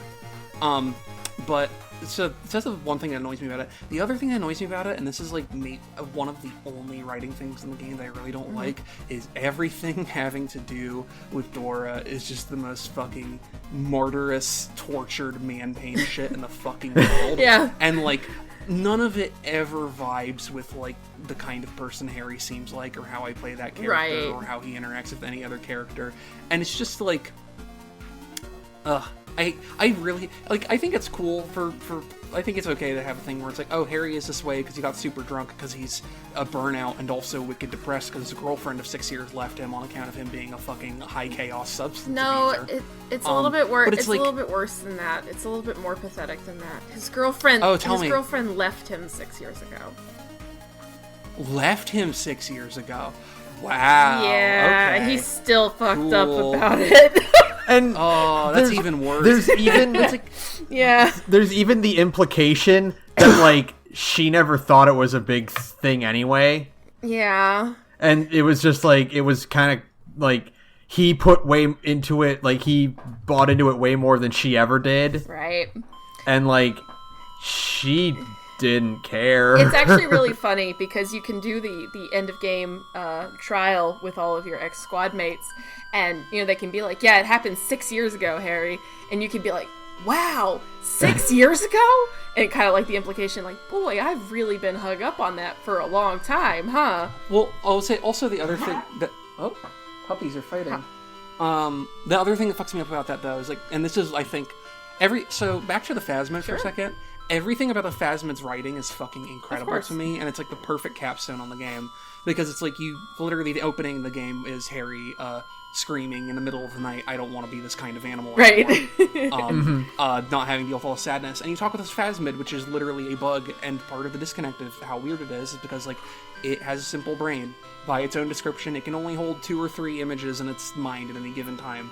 And it talks about you, and it's like, it must be a nightmare. You have the entirety of existence stored in your frontal cortex at all times. Even when you sleep, it's still there. And you walk around with this big fucking meat full of just tens of thousands of millions of images day after day. I give you my mute sympathy. And it's like, and all saying, and it's like, but the thing that I hate is the stinger on the conversation, which is like, which is after the incredible line of "You have to do it, Harry. Do it for the working class." Is the final follow-up to that, which is I think the most pithy and just makes me most mad piece of writing in the entire games. That she was middle class. You don't need a 3-meter stick insect to tell you Right, yeah. that. And it's like, okay, cool. So this fucking bug with no concept of human relations is not only going to be on Harry's side, but also be like, yeah, that bitch was yuppie. You're a working class boy, Harry. Yeah. Like, I hate that Yeah, shit. It makes me so mad. It sucks. The only thing I can, like, kind of give up with regards to, like, Harry's, like, with the Dora thing, is that it's, like, this is, like, a bleed over from before he lost his memory, and he was clearly still just, like, pathetically, and I mean, I do appreciate that it is framed as being deeply pathetic. It's not... Oh, insanely It's pathetic. not really tragic, it's pathetic, you know? Yeah. It's like, you know, these are all, it's like a bleed over from before he basically drank his brain empty. And so, you know, these are dreams. This is just his brain recalling, like, the little fragments of what is left and whatnot.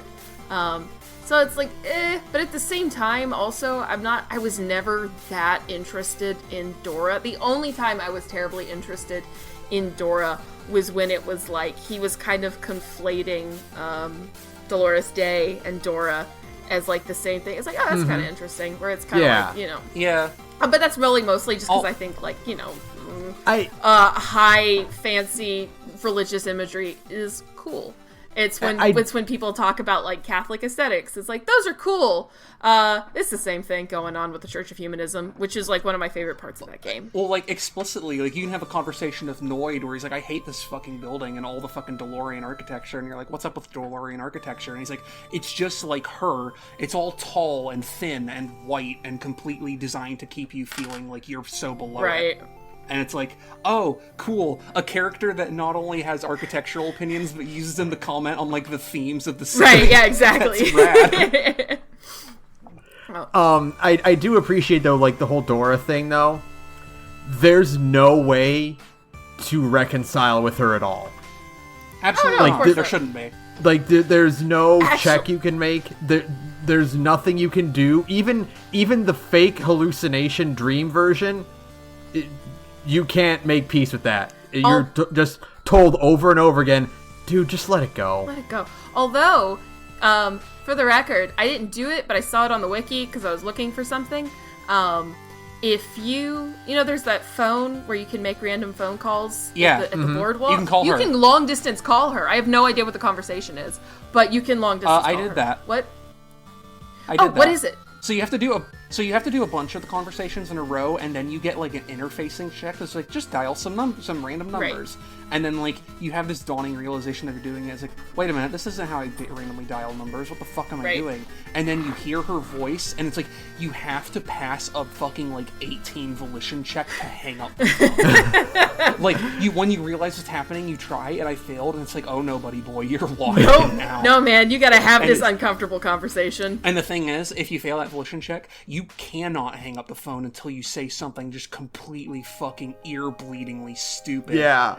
And for her to there's no way for you to get out of the call before she realizes that you have called her at 4 a.m. her time. God. So what did you say? I must know.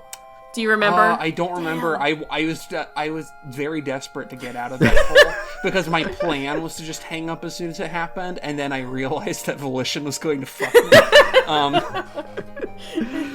But it's basically like you just kind of, I don't know. It's kind of similar cadence to the fucking dream sequence Where chat. it's just deeply pathetic. Like, you try and say these innocuous things, but all your fucking options are either A, just kind of pathetic and innocuous, or B, you say something completely fucking deranged. Oh, Yeah. Yeah, that makes sense.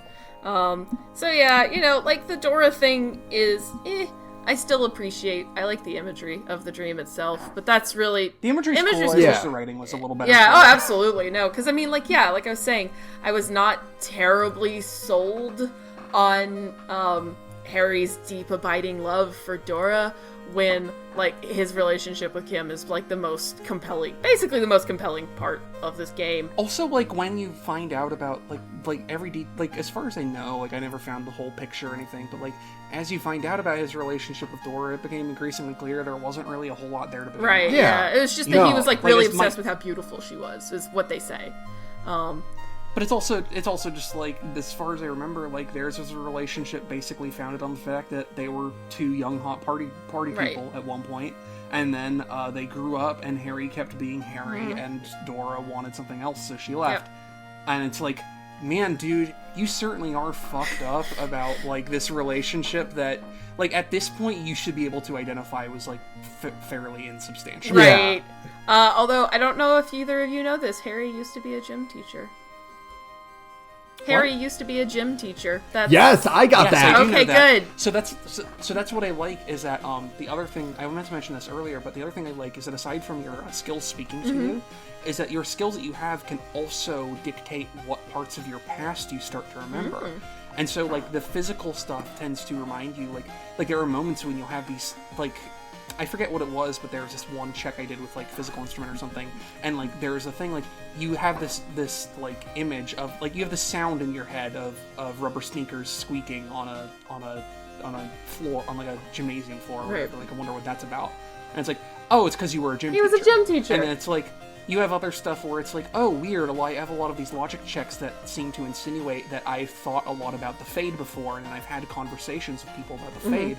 Wonder what that's about. And it's like, oh, when Harry was younger, he used to dream of being a fucking ento, or what's it called? Like, the people who actually go explore the Fade, or whatever. That was his childhood dream, was to be that, but it didn't work out. So hey, the fact we haven't even talked about that yet, is crazy. Oh, the Fade being the most fucked up, horrifying thing in the entire goddamn world. But first, before we get that, I just want to follow up on what you said about the gym teacher thing. Yes. I love that on the first night, Kim will ask why you ran everywhere. Yes. Yeah. And at the end of the game, when you're like, Harry was a gym teacher, Kim's like, yeah, that makes sense. That makes sense. Because he made me run everywhere. We ran everywhere. He talks about, he also, just for the record, just to, like, kind of back up all of this, like, Kim Kitsuragi is in love with Harry Dubois. He also remarks on Harry's extremely strong arms and legs, and it's like, buddy. And also compliments how his, if during the first night, if you're still wearing your fucking Croc shoes, your crocodile shoes, how he likes them because the green matches well with your yellow pants or whatever. And you're like, wait a minute, hold on, buddy. My green shoes, his orange jacket. Also, if you do sing, like, there was a prompt where it's like, except for one night where he just decided to sing karaoke, Harry was like 100% devoted to solving this case. And then he's also like... Also on that one, he's like, by the way, Vicamar, because I had a conversation with the, at that point, Horseface Woman and Sunglasses Man after, to see what they thought. And, like, Horseface Woman, I succeeded, so Horseface Woman thought my singing was good, and Vicamar still talks shit at me. So Kim said that. He's like, by the way, Vicamar, I disagree with you. Harry's singing was great. That's so good. Kim Kitsuragi is in love. It's canon. Thank you all. I just love how it's like, except for one weird night where he decided to sing karaoke, Harry was always on for this case. But yeah, let's talk about Fade. Anyways. But no, the Fade, and the fact that this game takes like a weird post-apocalyptic turn out of nowhere. Oh, you wish it was post-apocalyptic. It's pre-apocalyptic. Oh, yeah. Just like, I love it. There's literally fucking no implication that, like, any of this is going on until you ask the right questions about reality. Like, and it's like, wait, what? You can get to the Phasmid and not know what the Fade is. And, like, have to have the Phasmid explain to you what the Fade is. That's insane!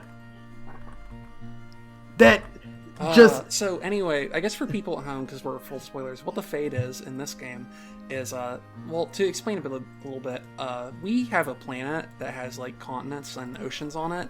In Disco Elysium world, they have what are called isolas, which are these big islands, which are pseudo-continents of matter, that are surrounded on all sides by oceans of Fade. And what Fade is oh, My old dog is growling at me because he's sad, because we're talking about things that are pertaining to death, I guess.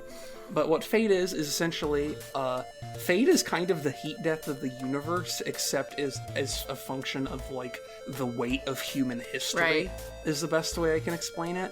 It's basically, beyond this point, when you cross from matter into the fade, things like the laws of physics just sort of stop working, and things like your individuality and like your sense of self start to bleed into background noise. Right. It's essentially like material entropy.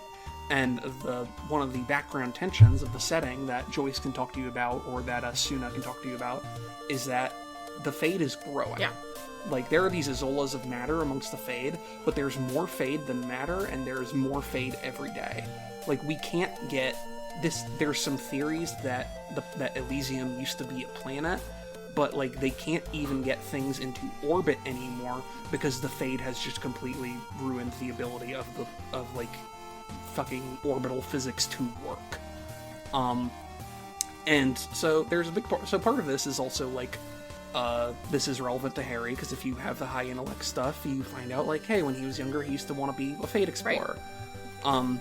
I guess before we get to what you want to talk about, I actually wanted to share my favorite detail about it, which is a fun thing with some lore implications that go absolutely nowhere.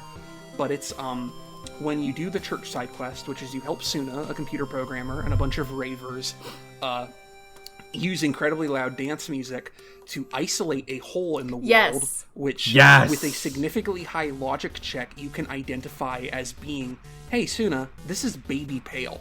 This is what Pale starts as, is this hole in the world where everything drowns out.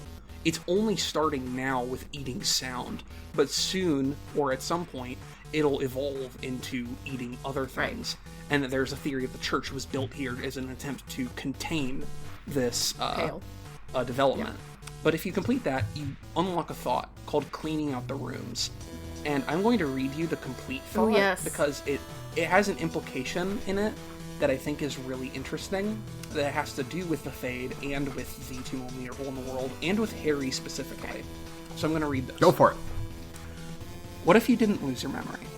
What if something in Martinez came and stored it all away, for you to slowly open, one box at a time, so you can choose which parts to keep? Keep almost none of it. Only the flowers on the windowsill.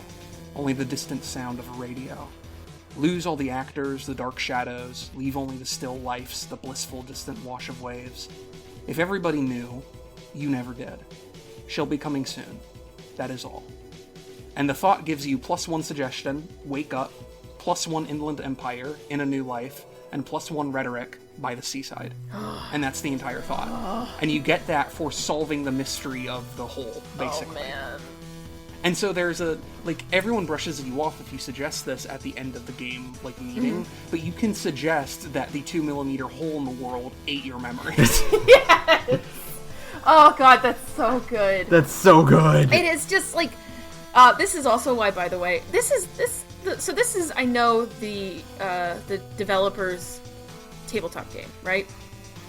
Or it's based off their tabletop game. This is a homebrew, right? Yeah, this is I think it's just based on D&D, and they just did away with all the elf Well, shit. We need them.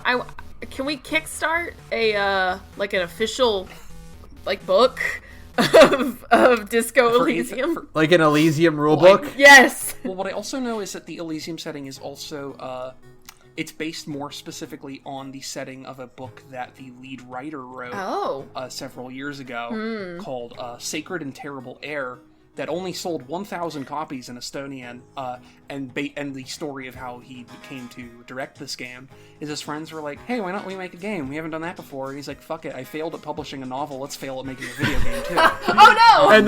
And then he won a bunch of awards. But that is getting localized into English at some point, I think, around July. Excellent. So, and that takes place 20 years after this. What? Oh, fuck. Yes! As far as I know, it has none of the same That's characters fine. or anything, but it's it's the same setting, and it's also a kind of mystery-solvey kind of deal, but it's 20 years in the future. Hell yes. Of the same setting. I'm fine with that. Awesome. Maybe we'll reconvene and do book club. Yeah. That would be cool. But yeah, no, Ben, what were you going to say about the Fade?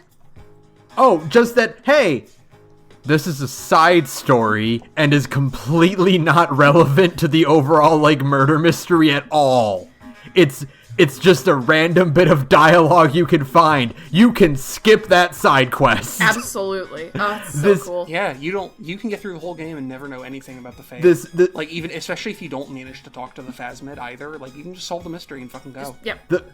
The fact that, like, this world-ending void that surrounds, like, the remaining islands of this planet is, oh yeah, that's not important. I mean, hey, it didn't make the murder happen. It didn't.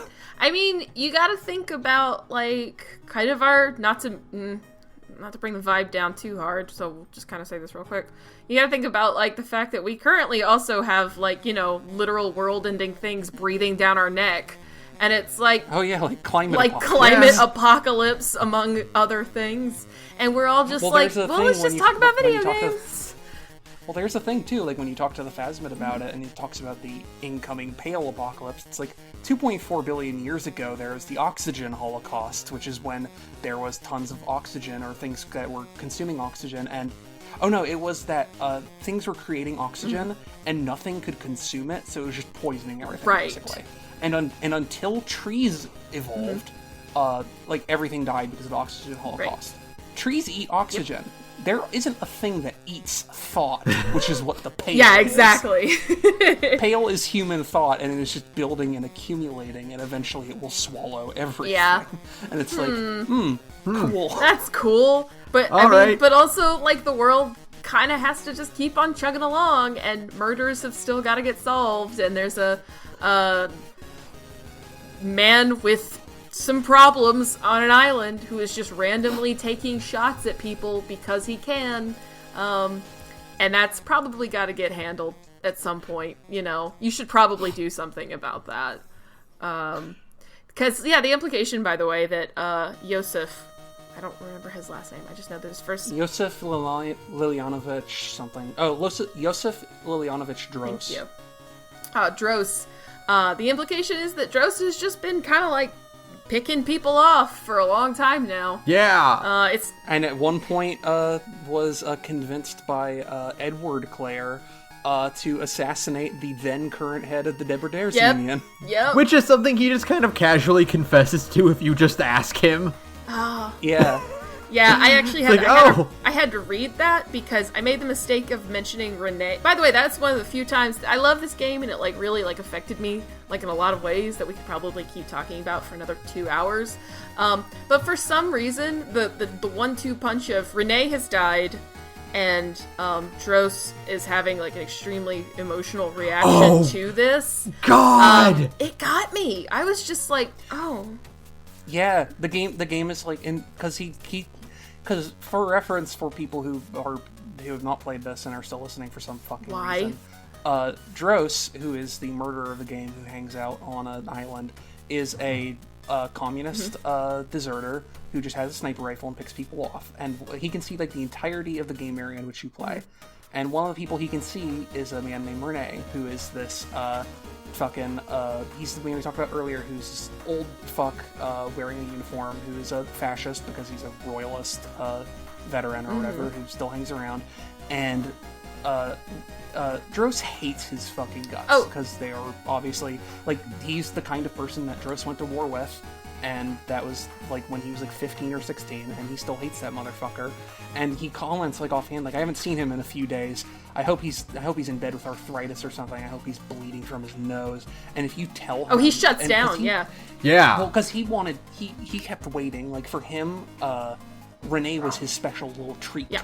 Like, whenever he's like literally like, whenever I have one last bullet for myself, I kept thinking, no, I have to use this on Renee. And then you tell him that Renee is dead, and he's like, he's completely shuts down because it's a treat. It's literally the equivalent of like, I can't wait to eat this ice cream when I get home, and finding out that someone else ate the ice cream. Yeah. Except multiplied across like 44 years of like completely brutal existential nightmare right shit. Yeah, absolutely.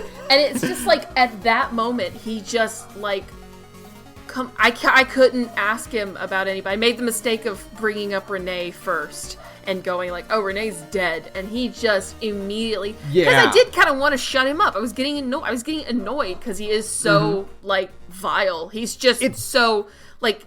He has such contempt for everybody, you know? I don't know if you got this or not, but I had a passive check tell me, like, if you tell him this, that's it. Like, you're not going to get anything else. No, I didn't get that. Yeah, the game didn't... Yeah, no, I think it was a volition check or something, like, this is going to ruin him. Make sure you have everything you need. Yeah, no, didn't get that. So I had to hear about the whole Edward Clare thing from external sources. Yeah, so I just... Because, I mean, like, it did. He has such contempt for everybody, and it's like, man... Come on, I know, it sucks that the communists lost the war, but most people are just trying to live their fucking lives, dude, and you're out here just taking pot shots at randos who are just trying to get by, and it's like, that's fucked up. Like, yeah, Laylee was a monster, but there's probably just, like, I mean, like... That's also, you have to keep in mind, like, we don't know how much of that was just being under the influence from literal decades of exposure to the phasma. Yeah, exactly. And... Like, but that's why I think this is so brilliant as a mystery. Like, the writing is so brilliant because, like you said, you just wanted to shut him up. Mm-hmm. Like, in universe, this is an anticlimax. Yeah. Like, what killed him? A jealous old man who was drugged out of his mind. Yeah. Everything you thought, like the grander schemes you thought caused his death, that ended up playing out, like. All of that was caused by just a guy who hated this other guy and didn't even really know him. Yeah. It seemed like, to me, it almost like a very elaborate, like, kind of, you know, the Princess and the Bull problem?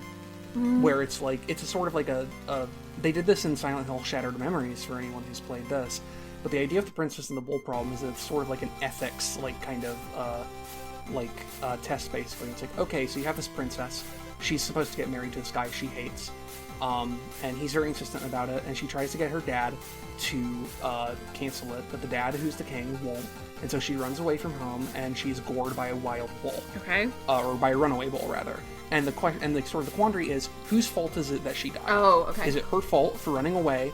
Is it her dad's fault for not canceling the marriage? Is it the man's fault for being insistent? Or is it the bull's fault because the bull actually killed her? And order it from, like, who's most culpable to who's least culpable. Right. Mm-hmm. And this almost seems like a version of that, where it's like, who's responsible for Lily's death? Right, yeah. Is it fucking Lily, because he's a fucking bootlicker motherfucker who deserved to die? Right. Psychopath? Is it Clausia, because she's, like, insinuated herself into his life, even knowing that that's dangerous for everyone she does that to? Is it Dros, because he literally shot him and is a fucking, like, mentally deranged, old communist guy? Or is it this fucking psychoactive bug that is incapable of understanding what it's doing, but is still literally directly responsible? Yeah. It's just... It's great. I mean, it's such brilliant, this idea of, like, this concept of having, you know, video games like to talk a lot about, like, oh, your choices have consequences. And it's like, yeah, okay, but how much, you know, in the macro, how much consequence? Even this game has to kind of reel you back in to keep you on track. Otherwise, you know, it would go completely bonkers. So, like, how much choice do you actually have? And Disco Elysium kind of solves this problem by having a lot of choice in the micro. So you do have, like, the occasional emotional reaction of, like, Ruby has this machine on me. This machine is hurting me. I want to destroy this machine. So, hey, I have an 83% chance of destroying this machine. I'm going to go for it because this thing is causing me physical harm. And then, of course, it absolutely backfires on you because it is directly what causes her to shoot herself, right? Or you have this emotional reaction of this old communist is so, like I said, he's just so outsizely cruel that it's like, no, I want to tell him something that will hurt him because he just seems to hold people in such disregard in Martinet. And it's like, this is something, I can tell, like, this is something that Dros really wants. He wants to save her. He has kind of become attached to Renee you get the sense that he never actually wanted Renee to die. As much as he, like, loathed him, it was kind of like Renee being alive was giving him a reason to stay alive, too. I was gonna say, I think there's a check you can actually To ask get, if he loved him. or a pass. Well, not even that. Although that doesn't surprise me. But there's a passive you get where you just have this insinuation. Like, if they weren't on opposite sides of the war, they probably would have been great friends. Oh, yeah. And it's like, you know, you react out of anger. You're like, this, I am just over you. You've led me on a fucking goose chase across this entire district. So you say six people are dead. Yeah, 6 people are dead, and it's like, yeah, I want to hurt you. And then it's like, oh, I probably shouldn't have done that. That's actually a really shitty thing to do. And it's like, but now you gotta stick with it, you know? If you save that, or don't do it, or save it for the very end, you basically can get him to, like, very explicitly admit to all the parts of the puzzle that you need to implicate him in to pin him as the murderer, basically. Yeah. But yeah, like, you can just, if you want, just go directly for it and just be like, hey, by the way, Renee's dead, and he just fucking collapses. He shuts down. I couldn't ask him about anybody. I couldn't ask him about, like, the Claires or anything like that, because it's like, nope, his mind is exclusively on Renee. And it's like, oh, okay, well, I guess I gotta live with that. And I think that kind of stuff is really neat. It's reactive gameplay in the micro sense that is way more interesting. This game does a really, really good job. It's full of, like, tragic moments, right? Sure. But the way it frames its tragedy is not so much like to like bring you despair or necessarily make you cry. It just sucks the wind out of you. Yeah.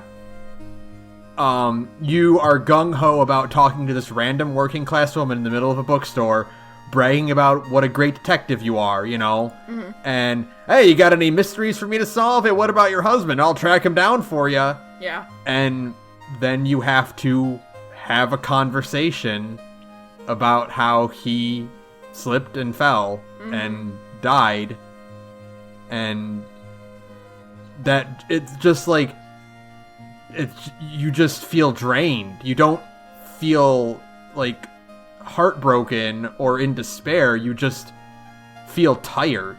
Sure. It's a real world simulator where it's like you don't really spend like your days in despair, but you sure as hell because like Bong Joon-ho said when he was talking about Parasite, I think I've referenced on this podcast already, we all live in a country called capitalism.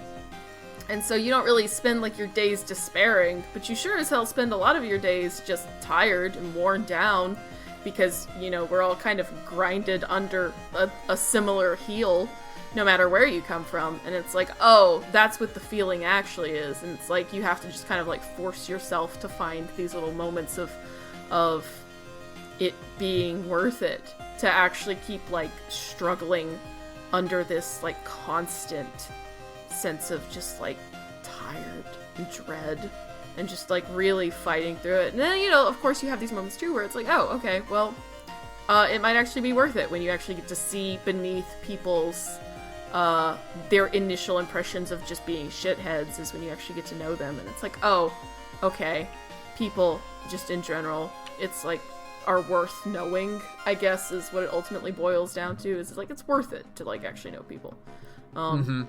And I guess that's kind of that's the beauty when we talk about, like, Disco Elysium being at once, like, bleak, but not nihilistic. That's what it is. It's these little moments, like, sandwiched together of horrible exhaustion and just the sense that, like, God, is anything ever going to get better? Paired with stuff that, like, yeah, no, you can make it another day, even if it's just for something really small, like finding a giant stick monster. I love it. I love it. At the end of the day, your giant stick monster is out there. You too. All you need to do is look through the reeds and you will find a friend and boy. And a girl. Extremely tall, psychoactive boy. A boy who very much gave me the creeps when I watched that character model like move around a little bit. I'm like, don't do that, please. Yeah. It's a spindly boy. We don't like our big stick boy, but you know what? It's okay. It skitters off and it's really cool. It's an excellent It is a bizarre way for the story to end, but it absolutely kicks ass. Yeah. I love Disco Elysium. I feel like I could just keep talking about it forever. I feel like there's like so much of this game. Like this game does an amazing job, better than Telltale games. Like you were saying, like I feel like there's so much crap I missed. Oh yeah. Oh god, I missed so much. I mean, I missed all kinds of stuff. I didn't do nearly enough quests. I didn't do karaoke because I couldn't find the tape. And again, it needs to be pointed out, I really needed to get this game finished before we talk tonight. So I was just like, after a certain point, I was like, I'm sorry, I can't keep doing side quests right now. I need to actually figure out how this game ends. And I was just really looking forward to the ending, which I very much enjoyed. So yeah, I love Disco Elysium. I'm gonna play it some more soon.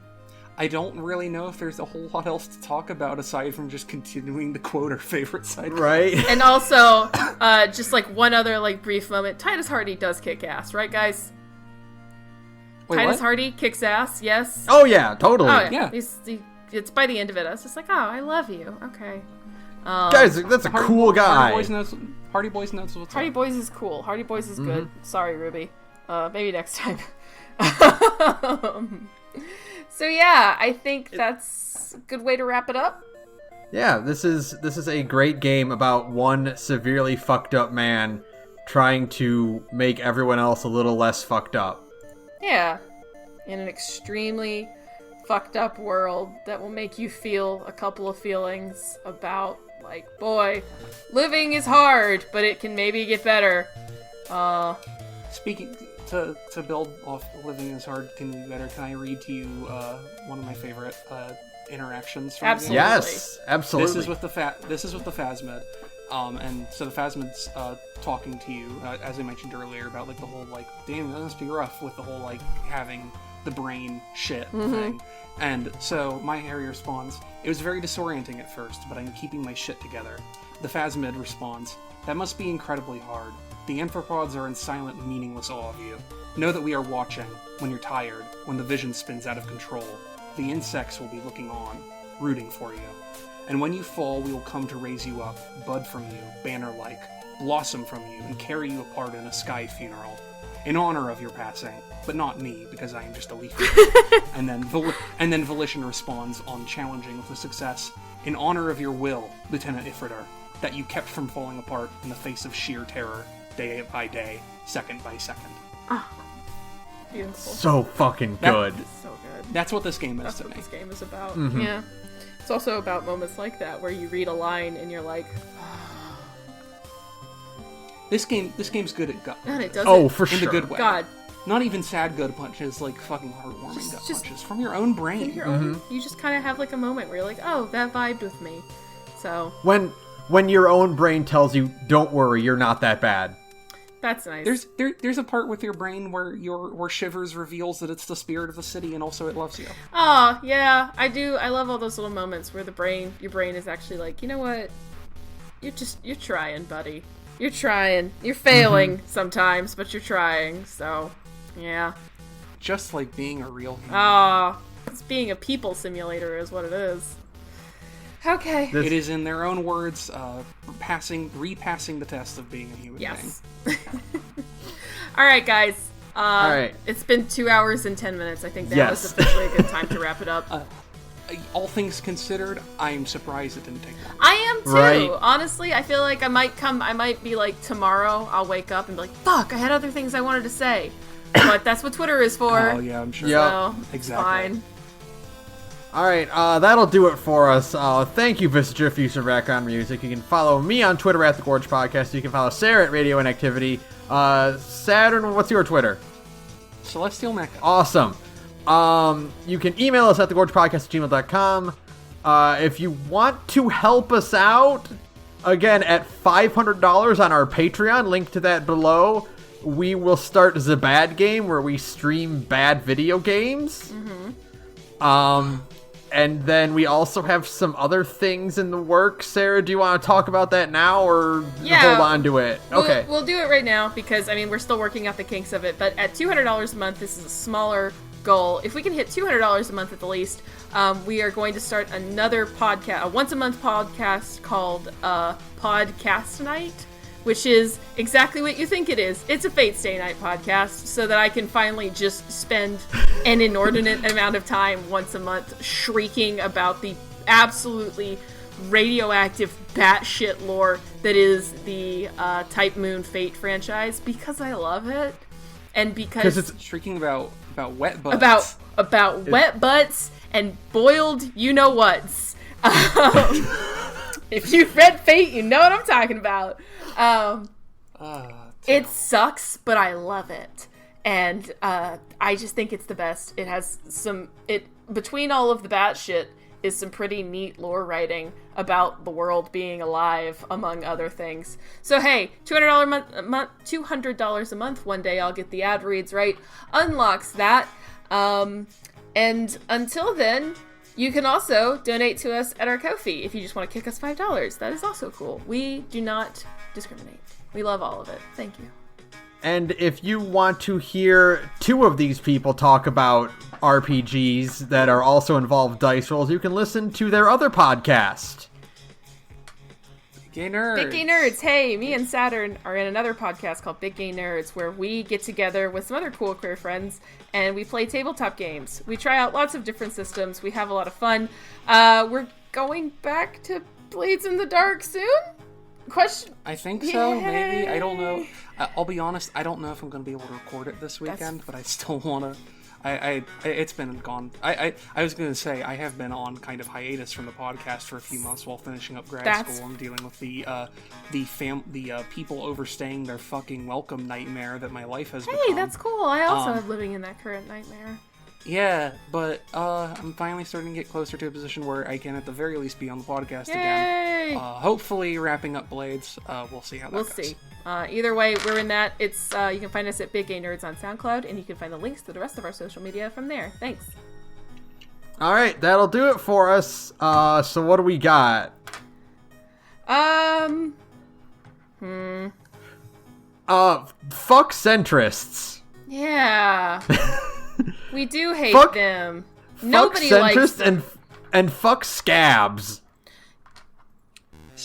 Fuck centrists and fuck scabs. That's pretty good. That's a good way. It's gonna be hard to match. You can't. Nothing really boils my blood than like a centrist scab. Fuck those guys. So yeah. Good night, everyone. Good night, everyone. Good night.